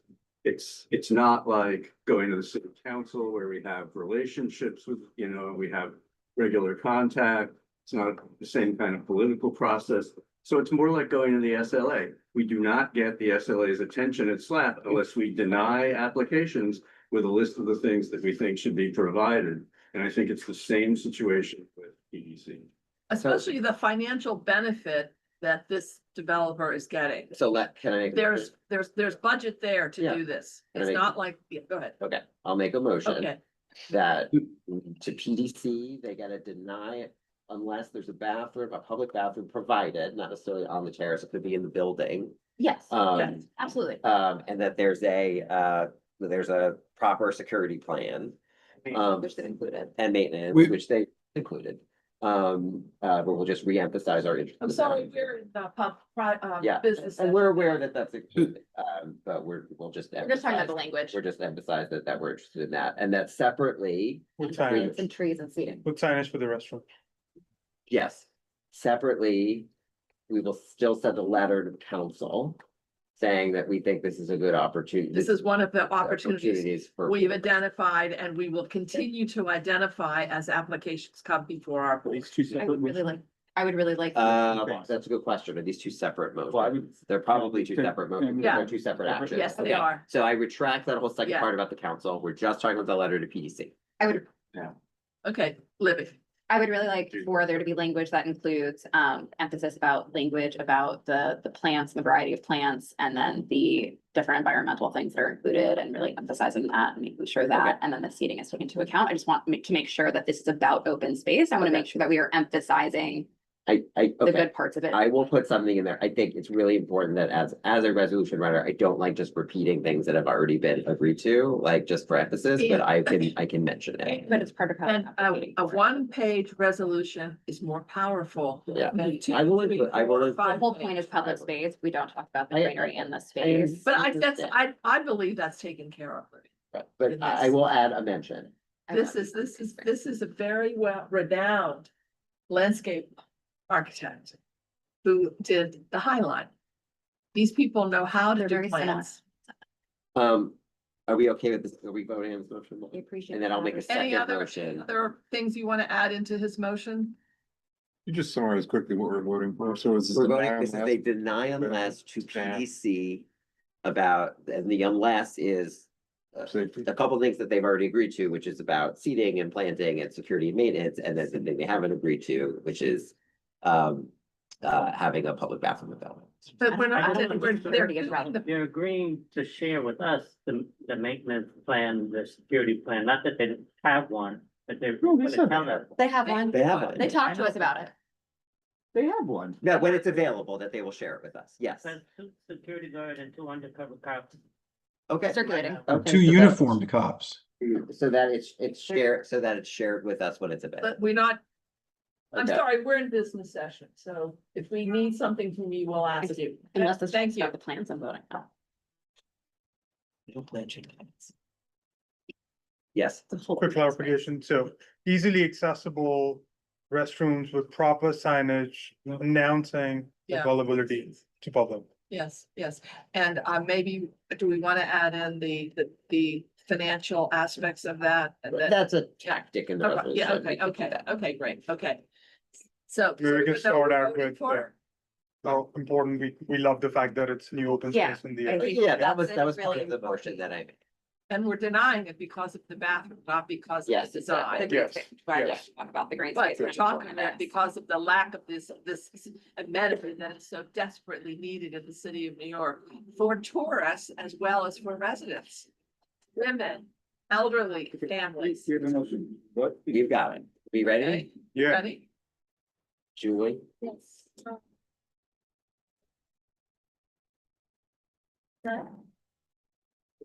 President, can you come back to me?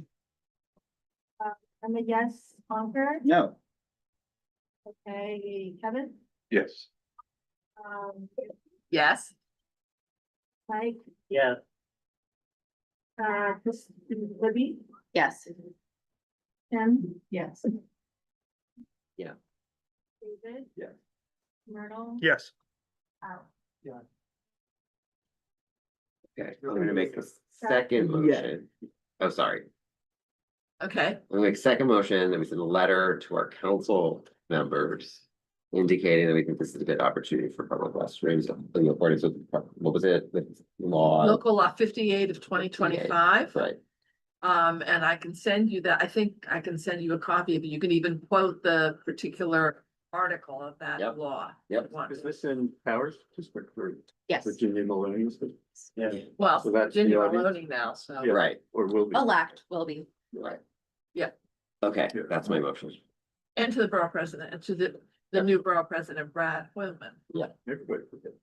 Well, this will And go, comptroller. this will go sooner than that. So it wouldn't be to the So new, it's six. Okay. it would be to, We can send it to both. We can send it Sure. to everybody. They're still in Wait, office. You can send it again in January, the Right. letter. Okay. right, To let them know we're working on it. Nothing stopping us from Okay. saying to relax. that would be great if you want to do that. You want to do that one? Okay, great. So Julie's gonna write that one. Okay, great. Okay, can we vote? And this is a letter right now. A letter. We vote, okay? Yes. I'm a yes, Ankur. Yes. Kevin, Yes. Nancy. Yes, Mike, Yeah, Libby, Yes. Tim. Yes. You're on, Oh, this one's. Yeah. David. Yeah. Myrtle. Yes. Yes.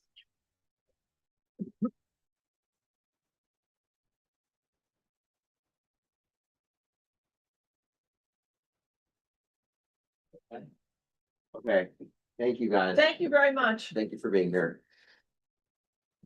This will go to our full board meeting on, what is it? December, 15th. no, it's like the 10th. Or the other, December 11th. That's what it is. I told you at the beginning of the meeting. Oh, the 15th is my follow. Yeah. Okay, so our third item is our permit renewal for 110 East 16th Street, asking for increased height, reduced side yard and reduced setback requirements and reduction in the minimum distance between buildings. Myrtle, you're up. All right. Start, or you want to just let them present? Yeah, why don't we just let them present? Okay, so who was presenting for Or I can give a little bit of background. Or go ahead. 110 East 16th Street project? Sure. Hi, everyone. My name is Aaron. We have a slide presentation I can pull up. Okay, what? Can you see my screen? Not yet. Yes. No, you can't. Hi, everyone. My name is Aaron Cahan. I'm an attorney at the law firm Fried Frank, and I'm here on behalf of the applicant for this application, East 16th Street Owner LLC. As the chair mentioned, this application is for the second renewal of two special permits previously granted by the City Planning Commission in 2018 and first renewed 3 years ago. The development site is located at 110 East 16th Street, or Lot 74 on Block 871, shown here outlined in red.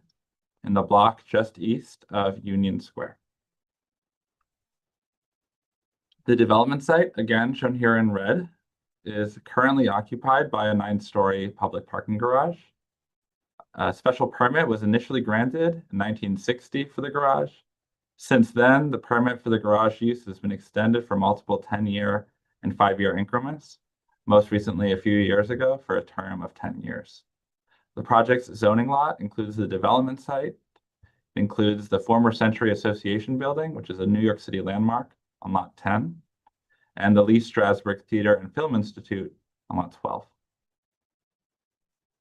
In order to facilitate the demolition of the existing garage and redevelopment of the site with a mixed-use, primarily residential building, we previously applied for 2 special permits. These special permits were approved by the City Council on October 31st, 2018, were renewed on October 31st, 2022, and would have lapsed this year but for this application. The first special permit was pursuant to section 74-711 of the zoning resolution to modify height, setback, side yard, and minimum distance between buildings regulations at the development site. The second special permit was pursuant to section 13-451 of the zoning resolution to allow for 18 accessory parking spaces in the new building. The first special permit would set up a continuing maintenance plan for the landmark building on lot 10. The application that we are discussing today is for the second renewal of these 2 special permits. As approved, the project would be permitted to a maximum of 283 feet, including mechanical bulkhead, and up to 80,973 square feet of zoning floor area, including 77,973 square feet of residential, up to 3,000 square feet of retail, and at least 690 square feet of community facility floor area. We are now seeking the second and final renewal of the special permits pursuant to section 1143 of the zoning resolution, which allows for a special permit to be renewed for 2 3-year terms if the CPC finds the facts upon which the special permits were granted have not substantially changed. As such, you'll note in our application materials that we are seeking to renew the special permits precisely as they were approved, with no changes whatsoever. As noted before, the first renewal was granted 3 years ago, and this is the second renewal. So thank you for having me this evening, and I'm happy to answer any questions. Okay, questions from the committee? Renaud? Okay, couple of questions. So the project, the first approval was granted in 2018. Then you applied for renewal, you got a 3-year renewal. Now we're looking at second 3-year renewal. What's taking so long? Especially in light of, City of Yes has passed. We're looking at creating more housing in the city. And this is a housing development that could potentially have been housing by now, but it's been sitting dormant. So what's the timeline going forward, and what's the plan really? Sure, that's fine. As we're all aware, the COVID pandemic happened soon after this was initially approved in October 2018, just a couple of years later. And then since then, financing has not, the developer has been working to obtain financing. They're now in a position to obtain it. They are committed to this project, and they have to do so within the next 3 years, or else the special permits lapse. So they are committed to doing so within the next 3 years. And to be sure, there is no plan for any affordable housing in the. Correct. This project does not contain affordable housing. Okay. Also, so as of right, you can have about 8 to 11 parking spaces in there. Correct. So you're looking to add like 8 on top of that to get it to 18. That's right. We originally City Planning Commission approved 23 parking spaces. It was reduced to 18 and then approved by the City Council. And just to give folks an idea, I mean, we're talking about a space that's relatively constricted, not a lot of room for traffic to go through, and can get pretty congested. And obviously, it's part of City of Yes. Also, we're looking at reducing parking spaces in the general area, hopefully creating more units. What else did I have in here? In terms of the maintenance of the the landmark site, what's the status of that currently? Who's overseeing that? Who's making sure that that maintenance is happening? So in conjunction with the proposed development, the former Century Association building will be restored as a condition for the special permits to be utilized. And a continuing maintenance plan will be recorded and has been established to provide for periodic inspection and ensure ongoing maintenance of the building. This becomes a recorded instrument that requires that the building goes through this periodic inspection that's required by the applicant and is a report submitted to the Landmarks Preservation Commission. And during those periodic reports, if there is a maintenance and restoration that needs to be done, the building owner is committed to doing so. But you guys have been responsible for maintenance from 2018 to now, right? Of the Landmark building? Yes. No, that is it's a separate property owned by a separate area. We work with them, and that's part of our special permit. This will be implemented. Understood. Everybody.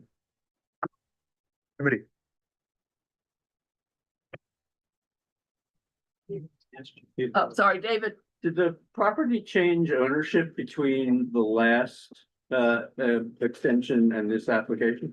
No.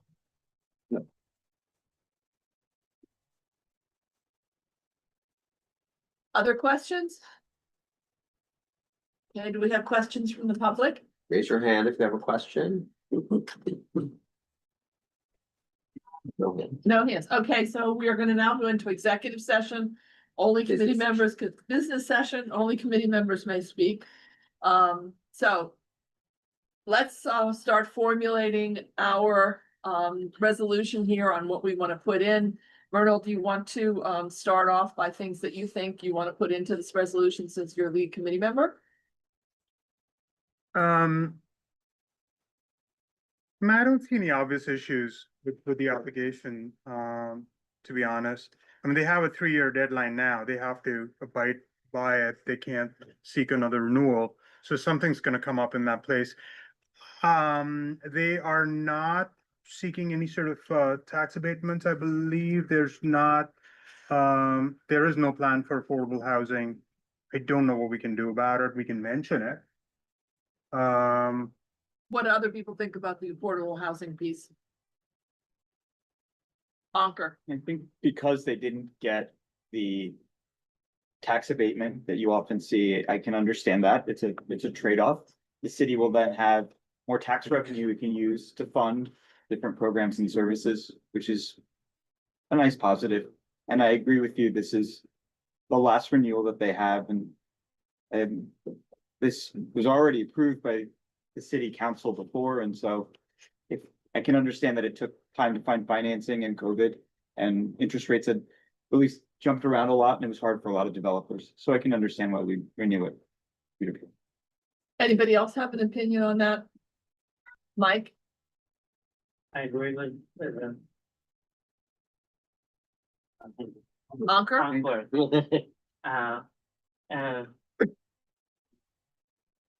Given the last 3 years and then they would have to follow MIH after that. But right now, nothing. Clarification, I do not think they're gonna, they have to follow MIH. No, No, the next renewal. No, I think they're grandfathered in. Is my understanding. Maybe we can ask. Do you know if you're grandfathered in applicant Yes. to MIH or? This or is do not, this special permit was not subject to a rezoning. MIH is usually in connection with a rezoning. There is no floor area bonus that's being proposed as part of the special permit. So there's no MIH at all.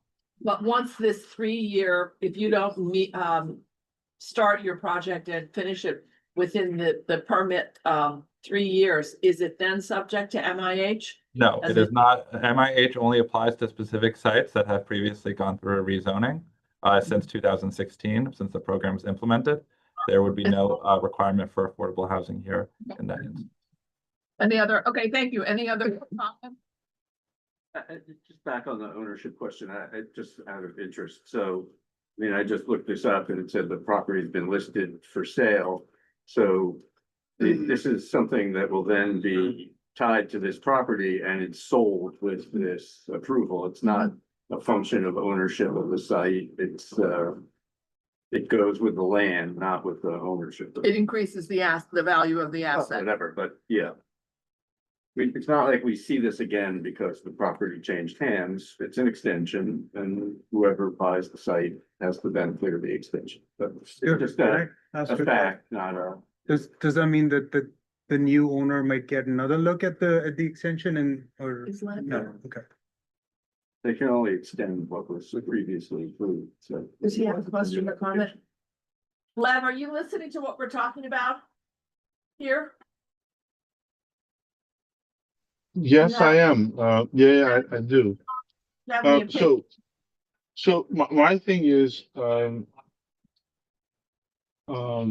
fact that the owners haven't built and now it's for sale, do they have identified a buyer now? So do we know? I mean, like, do we know if they actually gonna? I mean, I guess my point is not really material for our discussion. It's just kind of an interesting fact. Lev, what we're trying to figure out is if the 3-year permit runs out, and then I guess they go back through the process, and then will MIH kick in or not? That's what we're trying to figure out. Yeah, I don't think MIH would kick in. I think the attorney was correct on that fact. I mean, if it's not part of the rezoning, and we're not asking if these developers not going to ask for tax abatements, there's no affordable component will be added to this. The reason I'm asking Lev is because he's a housing developer. And he knows that he has very in-depth knowledge, very similar to David Sigmund. And so thank you, Lev, for lending us your point of view. It's really appreciated. So what do we want to do from here, folks? Improve it, I guess. Yeah. Other options. Okay, so Motion to approve. motion to approve, and you know what you're gonna write in the resolution? Yeah, and unless there's stuff we want to note, there's, and we can note the lack of, affordable housing. We can note that the, parking spots are going up, that's not ideal. All transport. Okay, anything else we want to add into that? Lev, you have anything you want to add into resolution? I have a question. Maybe I missed it. I'm kind of in the transition where I am. Was part of this permit and allowing for whatever needs to be built was to fix and maintain the landmark building? Is that what was? Yes, that's part of it. Yeah. So I think I have my support on this. I mean, I know it doesn't count my vote or anything, but Great. if it doesn't get built, then the landmark building will suffer. Right? Yes. That's right. So I'm good with and trying to find they should find a developer who actually gonna go through with this. Okay, well, thank you. David Shapiro? Yeah, so I believe I saw this piece of dirt being sold a few years ago to be a hotel. And so, the special permit restricted the ability for them to make an economic decision on this property here. So I would be great to mention the fact that they're restricted from doing any sort of hospitality use here because of the hotel special permit. Yeah, it makes sense. It makes sense. Probably overpaid for the site then, might have to take a haircut here. Okay, what does the committee think about this point that David is making? No? I don't understand. Wasn't? State what, David, state what it is that you think we should add into this resolution that you're proposing. I'm saying that we should approve this based upon the fact that from an economic standpoint, it's been challenging and we're giving them an opportunity to do that. And one of the reasons why this is an economically challenging piece of property is because of the hotel special permit that has been put into place. That's a good point right there. Thanks. David. Okay. Do we know that, or is that a conjecture, or do we know that?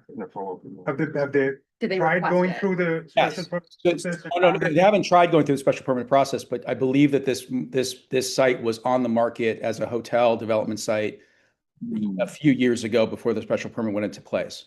It's conjecture. We don't know that. It's not, it's, Michael.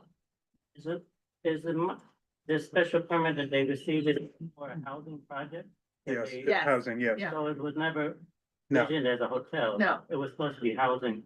The applicant is shaking his head. No, it was never to be a hotel. Go ahead. Yeah, this is not a hotel project. This is a residential project. David, I don't know about what you're speaking about personally, but if it's going to be built under this special permit, it's required to be residential. Okay. Majority residential with ground floor retail and community facilities. All right, okay. So Maybe. are we ready to vote? Yeah. Yes. Okay, so someone make a motion? I make a motion to support the renewal of the special permit for the second and final time, without conditions, actually. Seconded. Lisa, Yes. yes, Oliver, Yes. Kevin, Yes. Nancy. Yes. Mike, Yeah, Libby. Yep. Kim. Yes. Huron. Yes. David. Yes. Yes. Thank you, Aaron. Thanks very much. Okay, our final reso is with Michael. And it is the permit renewal for 2 open air cafes at 1221 Avenue of the Americas. So do we have the applicant? Yes, Okay, Elizabeth, yes, Elizabeth and Timothy. why don't you go ahead unless Mike, you have anything to say? No, go ahead with your presentation. Yes, I'll share my screen.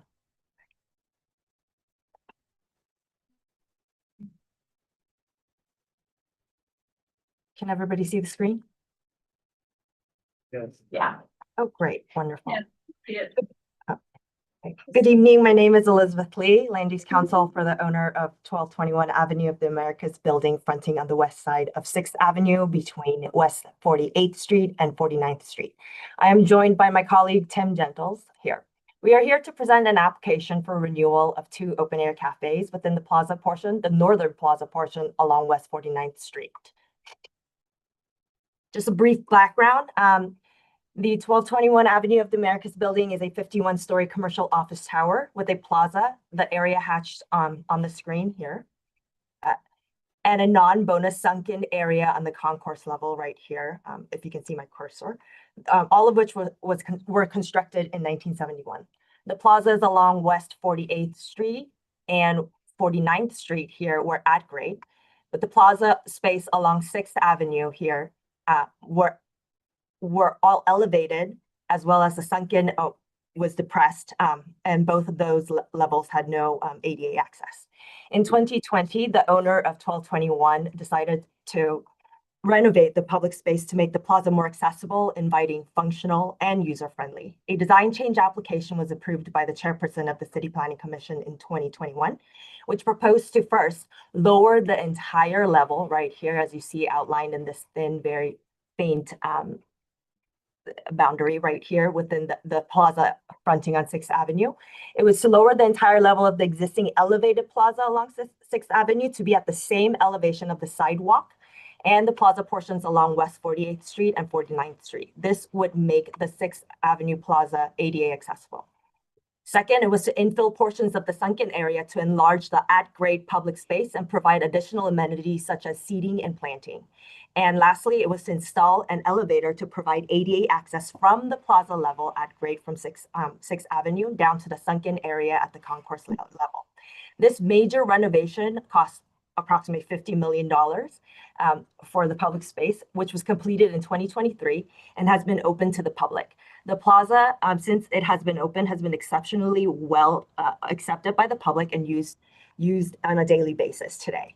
Following these slides will be existing photographs that we have taken earlier this year before it got really cold.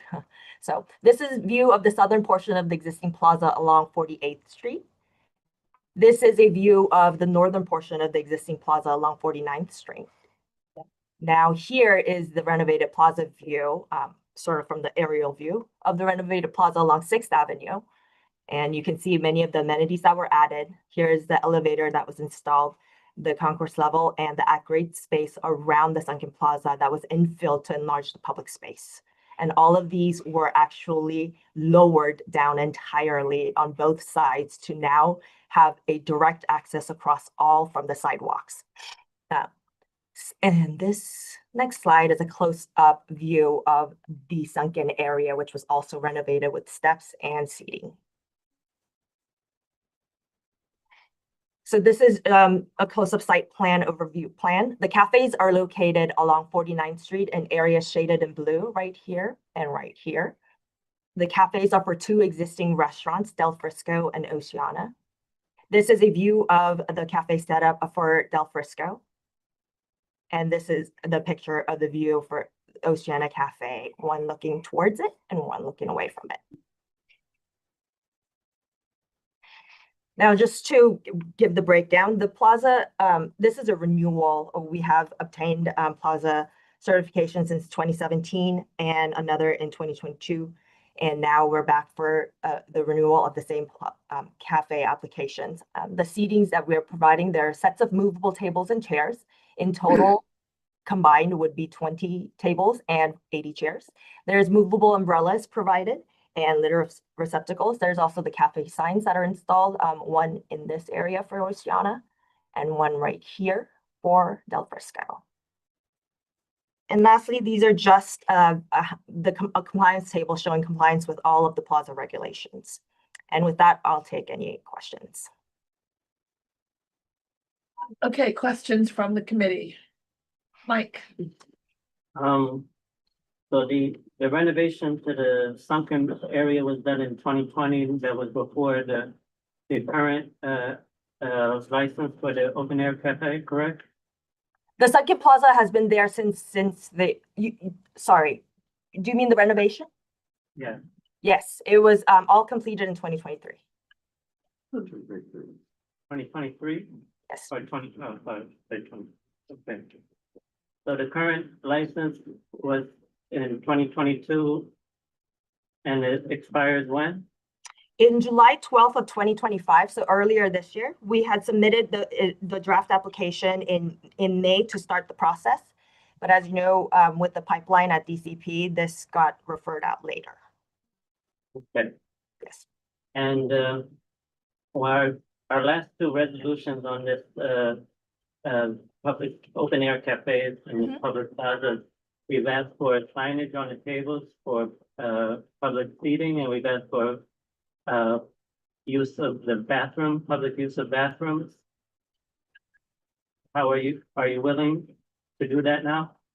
There's no change in that respect. The restrooms within the existing restaurants are available for customers, and there are ample seating. There's additional seating that's actually provided along 6th Avenue, as you've seen on the pictures with the renovation. And there's additional movable chairs and tables still provided within the same plaza location on the screen.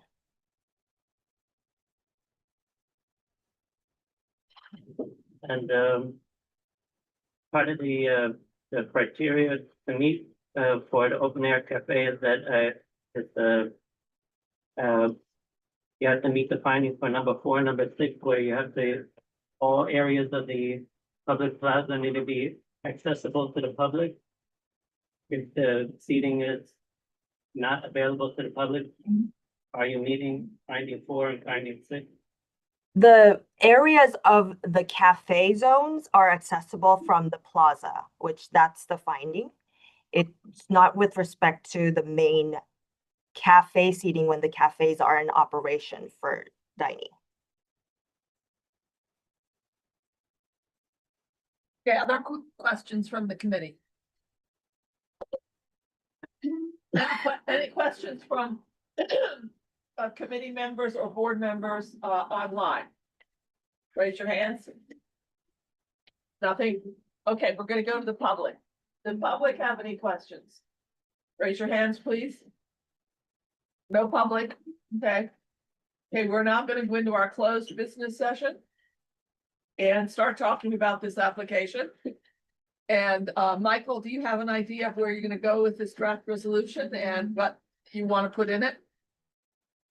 Well, And speak loudly because basically, it's going one out there. basically, in 2017, we passed the resolution denying the application because they didn't provide public bathrooms and then provide signage on the table saying that the seats were available to the public. And 2022, we passed another resolution for the same reason. It wasn't denial less, it was straight denial. I don't know if there's nothing materially changed, should we change him? Why was it straight denial? Because they refused to do bathrooms, they refused to do signage. And they're doing it again. Right. That's still denial unless, it's like, you're saying Well, deny it unless you was- do it this was- thing. it and was if an you don't, escalation. They escalated it. And also the first year they were operating illegally from 2016 to 2017 without any license. Attempts. So so then the question for us to determine is, do we just go with the most recent resolution that was just a clear denial? Both were clear denials. Just clear denials. Can we say we appreciate the trees though? What's that? Can we say we appreciate the trees though? I mean, I don't, I'm fine working on precedent, it just, as a board, we should be consistent on tactically how we approach this, and I don't understand why this is a straight denial when everything else is a denial. It's like, that just tactically, that seems like so strange, but. Yeah, actually agree. If we could make a denial less. I prefer denial less. What'd you say, Alan? I just said that this applicant seems like a bad actor. Yeah. Oh, well. They started out operating illegally and then Right. Yeah. made no changes after the first denial. And I think they nothing's escalated to the materially denial changed, because so- they weren't trying to work with them. Right, the Again. precedence for the denial. Again, my preference would be, It's deny unless. Okay. No, Second one was They both- denial no, he's because saying they're nothing both happened. No, the first one was- Denials. First Oh, one that was denial the- because they were operating illegally. They for a offered, year. were operating illegally and it was discovered, and then I think that someone said, hey, you have to have a permit for this. Oh, we do? Oh, I, I think in that case, if they're no longer operating illegally, we should No, probably but- make it. That was one part. The other Okay. part was, They came again, we back. asked for bathroom access and for tabletop signage saying these seats are available to public without purchase, and they refused that after operating for a year illegally. Then when the renewal came again, we asked for the same thing, and again, they refused. And it was just denial, there was no denial left, both were the same. Again, I think at each point when they come to us, we should say to applicants, Yeah. we will deny this unless you get a public bathroom. Like, I don't, so I would That makes support a sense. denial unless, I'm not gonna go to the maths for it if people wanna do a denial, but to do it makes consistent sense with denials. I mean, let's go around the room and see what we say. My opinion is a deny unless is better because at least it gives somebody a way to get out of. to the- get into compliance. With denial, it's like, no, forget it, go away, we don't Right. want to talk I to you, agree it's sort with of that. like. Why in bother? Ukraine, I mean. I agree. Sorry. Also, Anyone else we want to make a appreciate the comment? changes. I think So it'd be great if we can. Okay, for this new resolution, I'm fine with the deny and less, but do we need to explain the reversal of why we went from two denials to a denial less? I don't think I don't so. think so. We're in the board. I think technically, to be proper, we are supposed to. No, clarify no. that. I don't know. I think going No. from deny to deny unless It's is really It's just, a different board, we have a different point of view and a different approach. Right. No, we don't. We're free to do whatever we want to do. Let's, So just- Michael, what do you think? You're the lead I- committee. I- Denial I less? may- I'm fine with denial. Okay, fine. And just so I understand, But you, Sure. what? each one of these seems to have a different situation. So here, the situation is that they have two restaurant tenants Correct. that control the cafe. Correct. If you're a patron of the restaurant, you You can can use the certainly bathroom. use the bathroom. Correct. And that we don't have a problem with. So the issue for us is that that the public should have access to these tables when it's not being used by a restaurant? Yes, And that the table at the tabletop thing should say that that's the case and that you have access to the. right. Okay. And the way they've gotten around this in the past, or they've justified it, is, well, we provide other tables and chairs in other locations. Right. And that in the past, I think for a while, I don't know, that's never sort of worked for us, but never really. Yeah, I don't, the last one we It's did, a was that it's a fruit block. public- that Yeah, we just with the approved. gallery. the Yeah, I thought gallery. that we accepted because they had some dedicated areas for the Grand Brasserie. And then they had Well, they a have- clear path and public seating. I don't know on that one, did we make an issue? No, because they closed the gallery when the restaurant was closed. So it was not an issue. Oh, I see. Okay. So I believe there wasn't a case in, I don't, maybe I'm wrong, but anyway. I just wanted, if we're being consistent, I hear you. This is a similar, Right. It's a similar building. So similar anyone else have any location. comments on this? David, what was that? Let's look at that, Mike. Yeah, Yeah, let's look at that, Mike. because I don't Maybe remember. David's right. Requiring. I remember there was something about like, it was like the restaurant was open kind of when it was open, but maybe I'm wrong about that. Remember? And they had operated that illegally also, so. We did, A Chulio. Okay. Deny a bus signage for the tables and access to them. Access to public access to the bathrooms, yeah. Well, can we note that they've been operating illegally before? Yeah, like, I I think think the history is relevant. History is very relevant. That's the previous two, yeah. Also, But we, they were illegal from 2016. but we do like the trees. They have made good things, which maybe is contributing to why we think they're less bad actors now than they were before. No, no, they're not. As long as they don't give us, as we've asked for these now since 2017. How many years is that? 8 years. 8 years we've asked for this and they haven't been able to figure it out. Seth, Yes. I'm a yes. Kevin, Yes. Nancy, Yes. Mike, Yeah. Libby, Yeah. Kim. Yes. You're on. Yes. David. Yes. Myrtle. Yes. Once we get the bathrooms, they'll be down. Thank Thank you so much. So much more. Motion to adjourn. Okay, meeting adjourned. Oh, Thank hello, you. I have new business. Hello? Hello? Yes. Business was at the beginning. On the agenda, it's it is last. Missed that. Sorry, Dave. We're adjourned. I think I have to go to the bathroom. I want to find the gallery. David, please. Thank you. Sometime next week. I looked at the gallery.